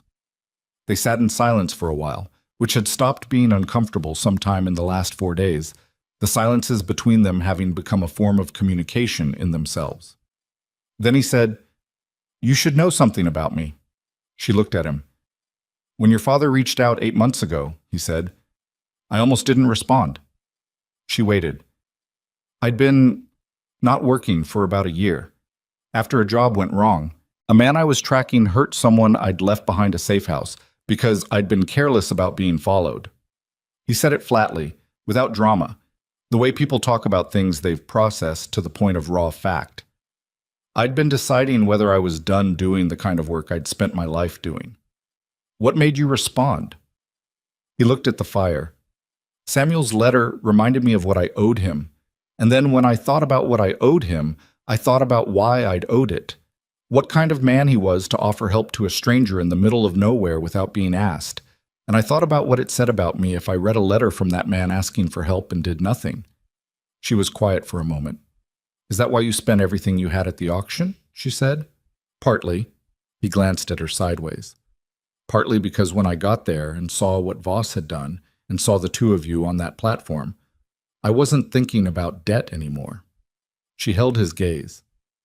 "I wasn't thinking about much," he said, "except that I wanted it stopped." She looked back at the fire. The box sat between them, solid and present. "Whatever happens at Santa Fe," she said, "you should know that what you did, what you've done for all of it, you didn't have to." "I know," he said. "Most people wouldn't have." "I know that too." He was quiet for a moment. "That's not a fact I find particularly comforting." She thought about Pruitt at his fence line, Mosswood's sons at the canyon mouth, Reeves on his separate route in the dark. "There are more people than you think," she said. He didn't argue it, but he didn't agree either, and she understood that some beliefs required more evidence than she currently had available, and that was all right, because evidence was exactly what she was carrying to Santa Fe. The fire burned low. Noah was asleep across the camp with the uncomplicated totality of a 16-year-old who had extended himself to his limits and simply shut down when they were met. She watched him for a moment with the specific quality of attention that is less looking and more keeping, the particular vigilance of someone who has understood, recently and at cost, exactly how much a person can matter. She fed the fire one more piece of wood and lay down with the saddlebag under her head, the way she'd been doing for 4 nights, the box hard against her cheek through the leather. Tomorrow, and then one more day. Then a courthouse, and a judge, and a room where what her father had spent the last year of his life building would finally exist somewhere other than a root cellar under an empty barn on stolen land.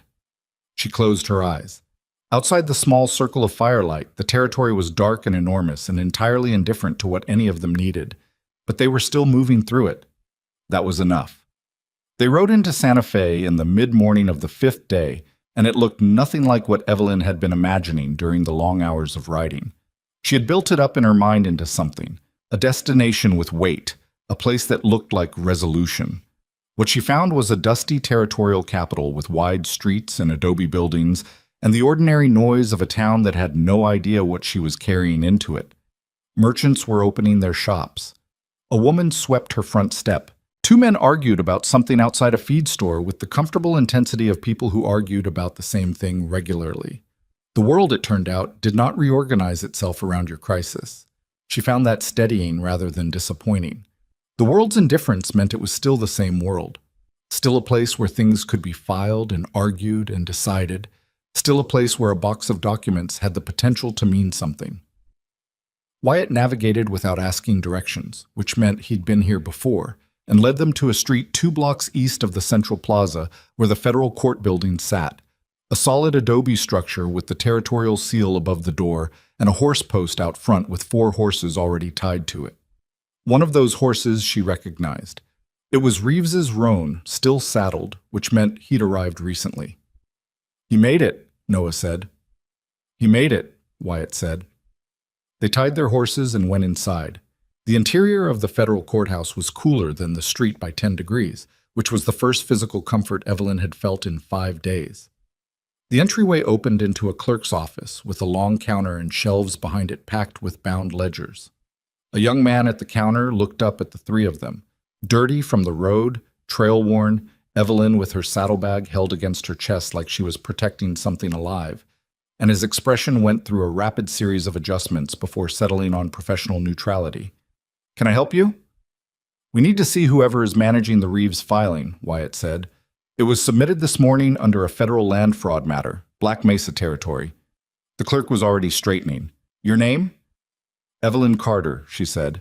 "I'm the primary evidence holder." Something she hadn't expected. The clerk actually knew what she was talking about. His expression shifted again. Still professional, but with a new quality of attention in it. The look of someone who had been told to watch for something and was now watching for it. "Wait here," he said. He went through a door behind the counter and came back in under 2 minutes with a woman who looked to be in her late 40s, dressed practically, with the particular no-nonsense quality of someone who had spent decades in institutional settings and had stopped performing authority because she simply had it. "Miss Carter," she said, "my name is Agnes Forsyth. I'm the chief clerk for Judge Alderman's office. Mr. Reeves submitted a preliminary filing this morning and indicated you would be arriving with primary documentation." She looked at the saddlebag. "Is that it?" "Yes." "Come with me." She led them through the door and down a short hallway to a room that was clearly a working office rather than a formal chamber. A large table, chairs, windows that looked onto a courtyard.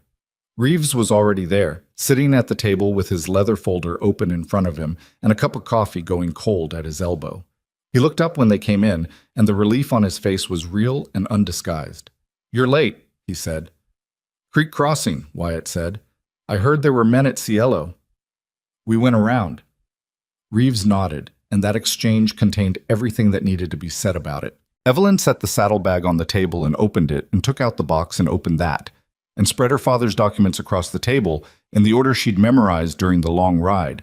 And Agnes Forsyth sat down across from her and began to read with the focused, rapid attention of someone who had read a great many documents and understood immediately which details mattered. The room was quiet for a long time, except for the sound of pages turning. Noah sat in a chair against the wall with his elbows on his knees, watching. Wyatt stood near the window. Reeves and Evelyn sat across from Forsyth and answered questions when she asked them. Specific questions, pointed questions, the kind that told Evelyn the woman understood exactly what she was looking at and was verifying rather than discovering. After 40 minutes, Forsyth sat back. "These ledgers," she said, cross-referenced with Mr. Reeves's documentation from the Marshal's Service, establish a pattern of systematic fraud extending across 9 years and 11 documented property transfers. Possibly more. She looked at Evelyn. "Your father's annotations on the forfeiture notice are particularly significant." He identified the specific notation code used to mark fraudulent assessments in the Territorial Office's filing system. That code appears in 7 of the documents Mr. Reeves brought. "Meaning they corroborate each other," Reeves said. "Meaning they corroborate each other from 2 entirely separate sources," Forsyth said, "which is considerably harder to dismiss than a single source." She folded her hands on the table. "I want to be direct with you, Miss Carter, because I think you've come too far to be given anything but directness. A federal investigation of this scope, against an entrenched territorial official with political connections is not a fast process. How long? Evelyn said. To open the investigation formally? Days. To serve process on Caleb Voss? Weeks. To prosecute the full matter through federal court? Months. Possibly longer. But it will happen, Forsyth looked at her. With this documentation, yes. It will happen. She said it without drama, just as a fact. I've been in this office 17 years. I've seen cases like this fail for lack of evidence. I've seen them fail because witnesses disappeared. What you've brought me is the most complete documentation of systematic territorial fraud I have personally reviewed. It won't fail for lack of evidence. The room was quiet. Noah made a sound that wasn't quite a word, just something that came out of him and stopped. He pressed the back of his hand against his mouth the way he had in the jail cell that first night, and Evelyn looked at him, and he shook his head slightly, which meant don't, which she respected. She looked back at Forsyth. What do we do now? She said. You make a formal deposition, today, while you're here. I'll have a federal deputy assigned to your protection while you're in Santa Fe, and then… Forsyth paused. And then, Miss Carter, I would suggest you rest. You look like you haven't slept properly in a week. 5 days, Evelyn said. Then rest for 5 days, Forsyth said, with something that was almost a smile. The law will still be here when you wake up. The deposition took 4 hours. Evelyn sat at the long table and answered questions from Forsyth and 2 other court officials. And she told the story from the beginning, from the night the riders came to their house, from the sound she hadn't recognized and then had, from 4 days in a jail cell and the auction platform and Wyatt Kane walking through the crowd. She told it in the particular careful way she'd been assembling it in her mind during the long ride, making sure the sequence was right, making sure the names were attached to the right actions, making sure the documentation was referenced correctly. Wyatt and Noah gave separate depositions in other rooms. Reeves's deposition, Forsyth told her, would be the cornerstone of the institutional case. His testimony as a former marshal's officer about what he had witnessed and copied was the kind of inside account that gave everything else legal traction. When it was over, she sat in the courtyard behind the building while the afternoon light worked its way across the adobe walls, and she held the empty box in her lap. The documents were now in federal custody, signed over under a formal evidence receipt that she'd read 3 times before signing. And she thought about the fact that she was no longer holding what her father had died building. Someone else was holding it now. Someone with the authority to do something with it. That should have felt like relief, and it mostly did. But underneath the relief was something else. The specific disorientation of a person who has been in motion toward a single point for a long time and has now arrived, and doesn't immediately know what comes next. Wyatt found her there. He came and sat on the bench beside her without asking, which she'd learned was how he operated. He didn't request permission for small things, he simply did them and waited to see if they were welcome. She'd decided, somewhere around the 3rd day of writing, that she didn't mind that. "How are you?" he said. "I don't know yet," she said. "Ask me tomorrow." He nodded. They sat in the afternoon light for a while. "What happens to you now?" she said. "What do you mean?" "I mean exactly that. You spent everything you had in Black Mesa.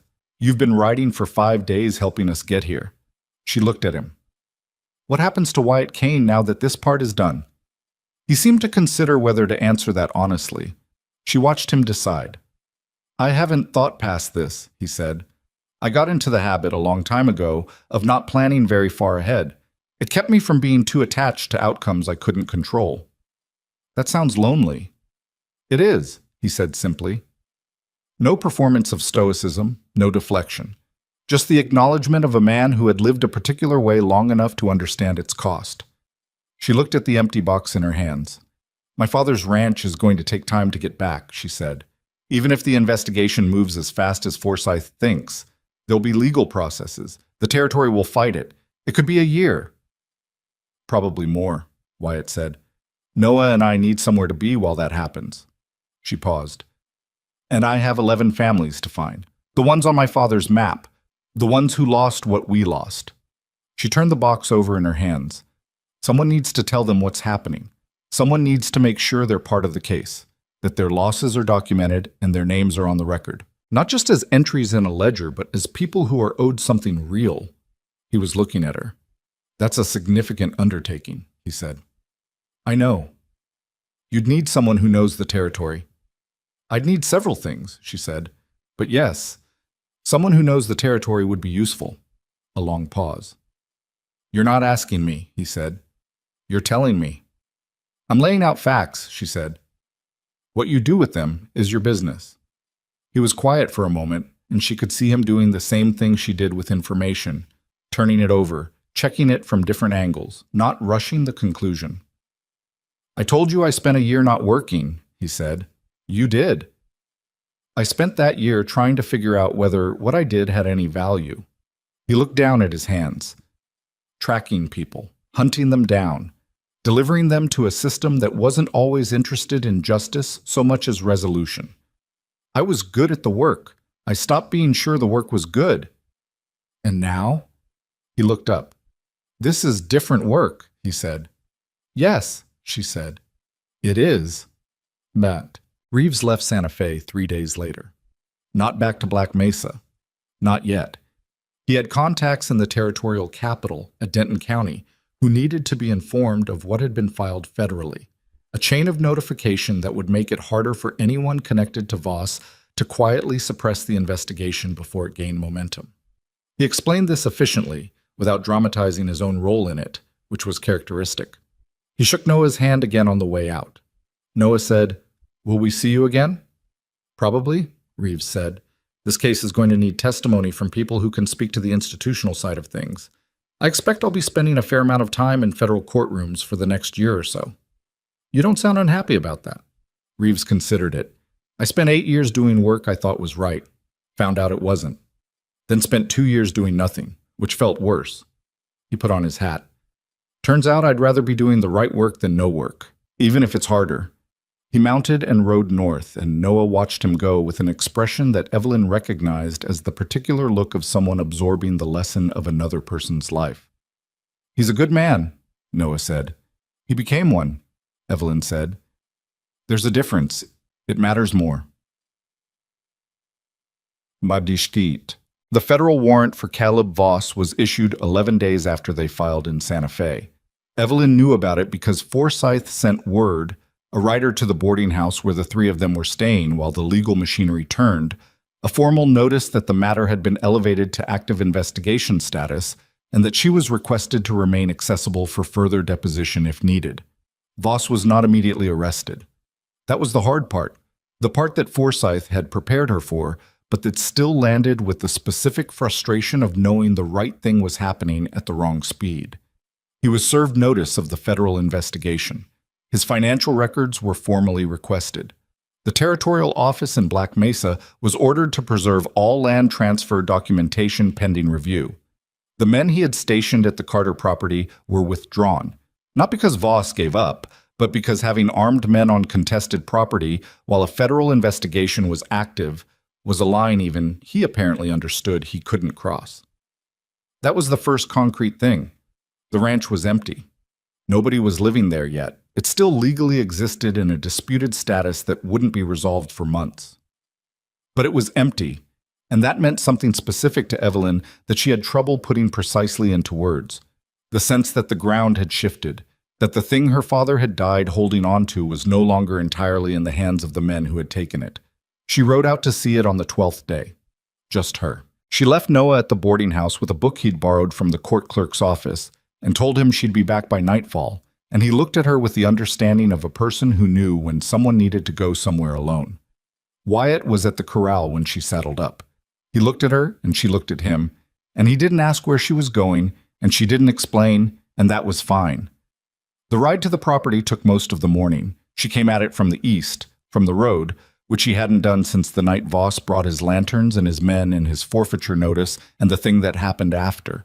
She came at it slowly and let herself feel the land change around her. The specific way the air moved differently when she crossed onto Carter ground, the familiar slope of the terrain, the smell of the cottonwoods by the creek. The house looked smaller than she remembered, not diminished, She understood that what had happened was that she had been carrying it at a larger size in her memory, inflated by loss and distance the way things get when you're not sure you'll see them again. The actual house was just a house, wooden, weathered, needing paint on the south-facing side, the way it had always needed paint on the south-facing side, because her father kept meaning to get to it and kept finding something else that needed doing first. She got off her horse at the front fence and stood there for a while without going in. She thought about the last morning she'd stood here, the lanterns, the sound of too many horses, her father appearing in the hallway already dressed. She thought about his face when he read the forfeiture notice. The specific expression of a man who had known something was coming and found it arriving anyway, and who was measuring the gap between what he'd prepared and what was actually happening. She thought about what Reeves had said, that her father had understood the law as a tool, that he'd been building a case rather than a confrontation. He had also known, she thought, standing at the fence of his own house on the morning of his death, that the case might not be enough, that the men who wanted his land had options that didn't involve waiting for a legal process to conclude. He'd known that, and he'd still been out there, dressed, ready to face whatever was coming, because the alternative was to give up what he'd spent 30 years building and what 11 other families had lost, and what the territory would go on losing if nobody held the line. He had not won. He had also not lost. What he had done was keep the thing alive long enough to hand it to someone who could carry it further. And that, she stood at the fence and understood this in a way she hadn't fully understood it until this moment. That was not a small thing. That was not a failure wearing the costume of sacrifice. That was a man making the most of what he had in the time he had it. She opened the gate and walked to the porch and sat on the step where she had held him. She sat there for a long time. She didn't cry. She had cried in the weeks after his death, in the specific private way of someone who cried only when no one was watching, and she felt she had earned the right to sit here dry-eyed and simply be present on the step of a house that was going to be hers again. When she got up and walked back to her horse, she felt different than she had when she arrived. Not lighter. That word was wrong. More like realigned. The way a thing feels after you've set it down that you've been carrying at the wrong angle for too long. Caleb Voss was arrested 43 days after the federal filing, not in Black Mesa. He had left Black Mesa the week the investigation became public, apparently calculating that distance was a better strategy than staying and managing his political relationships from a position of legal threat. He was found in a town 3 territories over, staying in a hotel under a different name, which said everything necessary about the size of his confidence in the moment of actual consequence. Gerald Marsh surrendered to the federal court in Santa Fe voluntarily, with a lawyer, and made a cooperation agreement. This was not noble. He was protecting himself, as men like Gerald Marsh always prioritize themselves. But the practical effect was that the case against the broader conspiracy became significantly more detailed because Marsh knew where the records were and who had done what and in what order, and he traded that knowledge for reduced charges. Evelyn was told about the arrest in a letter from Forsyth. She read it at the table in the boarding house where she and Noah and Wyatt had been living while they worked through the list of 11 families, writing out to each one, explaining what had been filed and what it meant for their properties and what the process would look like going forward. Some of those conversations had been straightforward. Some had been harder. Families who had been hurt badly enough that the news of a federal investigation landed not as hope, but as the exhausting prospect of more years of uncertainty before anything was resolved. One woman, Cecilia Vance's daughter, a woman in her 30s named Marta who was raising 2 children alone on a small rented property, had looked at Evelyn across her kitchen table and said, "You understand this doesn't bring my mother back." "I know," Evelyn had said. "I don't want an apology for that. I just want you to know that when people talk about justice, I always have to remember that justice and what was lost aren't the same size." "They're not," Evelyn had agreed. "But some things are worth doing even when they're not enough." Marta had looked at her for a long moment. "Your father really kept records on all of us. Every family, every transfer. He never contacted us." "He was protecting the case," Evelyn said. "If Voss knew what he was building, the records would have been the first thing they came for." Marta was quiet, and they came for him instead. "Yes." Another long quiet. "All right," Marta had finally said. Tell me what I need to do to be part of it. That conversation had stayed with Evelyn. She came back to it regularly, the way you come back to things that contain something you're still working out. What Marta had said was true. Justice and loss were not the same size, and pretending otherwise was a kind of dishonesty that helped no one. But Marta had also agreed to participate, had signed the deposition, had added her mother's name and her family's story to the federal record, because she understood, the way all of them seemed to understand once the shock of being contacted had settled, that the option wasn't between justice and wholeness. The option was between justice and nothing left the men who had done this intact.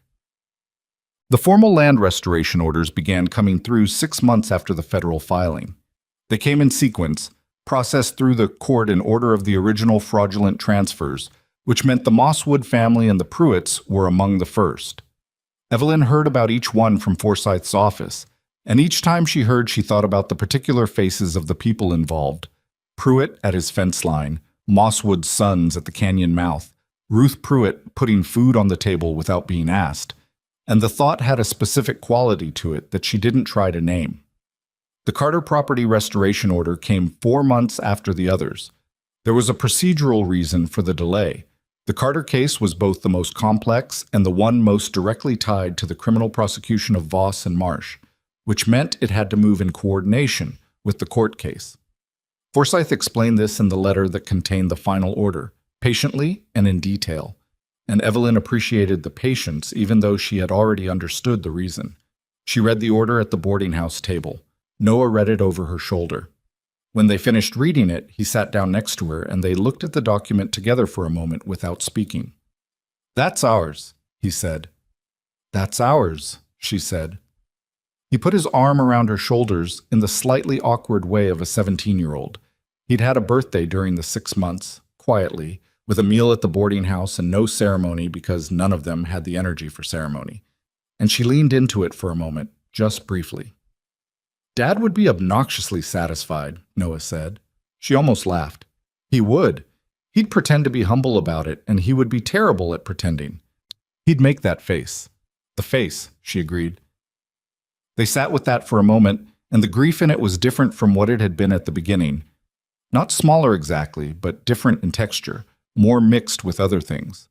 With the specific satisfaction of a long effort brought to completion. With the particular tenderness of knowing the person who couldn't be there to see it would have been worth seeing it for. That evening, Wyatt came back from an errand in town. He had been helping August Haller navigate his own property documentation, a smaller matter but not an unimportant one, and she told him. He sat across the table from her, and she slid the restoration order across to him, and he read it. And when he looked up, his expression had the particular quality of a man who is feeling something that he doesn't quite know the name of and isn't going to pretend otherwise. "Congratulations," he said. "Thank you," she said, "for everything." "You did the work," he said. "You and Noah and Reeves and your father." "You gave us the beginning," she said. "Without the beginning, none of the rest happens." He looked at the order. "What are you going to do with it?" "Go home," she said. He nodded. "And after that?" he said. She looked at him. "There are still 8 families on that list who haven't had their cases fully resolved," she said. "The restoration orders for their properties are still working through the court. Some of them are going to need help with the legal filings. Some of them are going to need someone to make sure the territory doesn't find procedural ways to slow things down." She paused. Forsyth said the court is considering appointing a territorial liaison to oversee the restoration process, someone with knowledge of the area and the people involved. "And she mentioned your name." "She mentioned that it was a paid position," Evelyn said, "if the right person wanted it." Wyatt looked at her for a long moment. "You're not just going home to sit on your porch," he said. "I'm going home to rebuild what was taken," she said. "There's a difference, and there's a lot of it." He sat with that. "A man who knows the territory," he said, "who spent years moving through it, and knows which roads are watched and which aren't." "He'd be useful," she said. "He would." "You could stay," she said, simply, without making it larger than it was, because it was already large enough without inflating it. He looked at her across the table, and she looked back at him. And between them was the specific honesty of two people who had spent 6 months in close proximity to a dangerous shared purpose and had learned exactly who the other was in the process. Not idealized, not simplified, but actual, with all the inconvenient weight that actual people carried. "I haven't stayed anywhere in a long time," he said. "I know," she said. "You told me." "I'm not sure I know how." "Neither am I," she said. "I've never rebuilt a ranch and run a federal liaison process and raised my brother and started whatever this is simultaneously." She looked at him steadily. "We'd figure it out." He was quiet for a moment. "Yeah," he said. "Okay. Not romantic, not cinematic, just a man making a decision and saying it plainly." She found she preferred it that way. They left Santa Fe on a Thursday morning, all three of them, with the restoration order in the saddlebag where her father's documents had been, and a letter from Forsyth's office establishing her as the court-appointed territorial liaison for the land restoration proceedings. The ride north took 3 days. They stopped at Haller's on the second night. August fed them and asked no questions and accepted a portion of the money from Evelyn's first liaison payment as back payment for the food and horses from their first visit, which he tried to refuse and she declined to let him. "You helped us," she said. "That has a value." "I just left a back door unlocked," he said. "Sometimes that's everything," she said. He pocketed the money without further argument and poured them coffee, and they sat around his table and talked about things that had nothing to do with courts or documents or the 6 months just passed, and it was the first evening in a long time that felt, in a small and partial way, like normal. They came to the Carter property on the morning of the third day. From the road, it looked the same as it had when Evelyn had visited alone. The house needing paint on the south side, the barn still standing, the cottonwood tree line visible along the northern border. The fields were empty, and the equipment her father had owned was gone, dispersed by Voss's men in the months the property had been under false control. The root cellar was where it had always been, the floor panel still on its oiled hinges. The land was still here. That was the thing. The land didn't care what had happened to the people on it. It didn't hold the trauma or the grief or the legal battles. It was just land, dry and flat and difficult, and exactly as it had always been, which was, in its own way, a form of fidelity. She opened the gate. Noah rode through first without being asked or told which was right. She followed, then Wyatt. They rode up to the house and stopped and got off their horses, and the three of them stood in the yard in the morning light and looked at the work ahead. The cleaning, the repairing, the slow, non-dramatic business of making a place habitable again. "It needs a lot," Noah said. "It does," she said. "Where do we start?"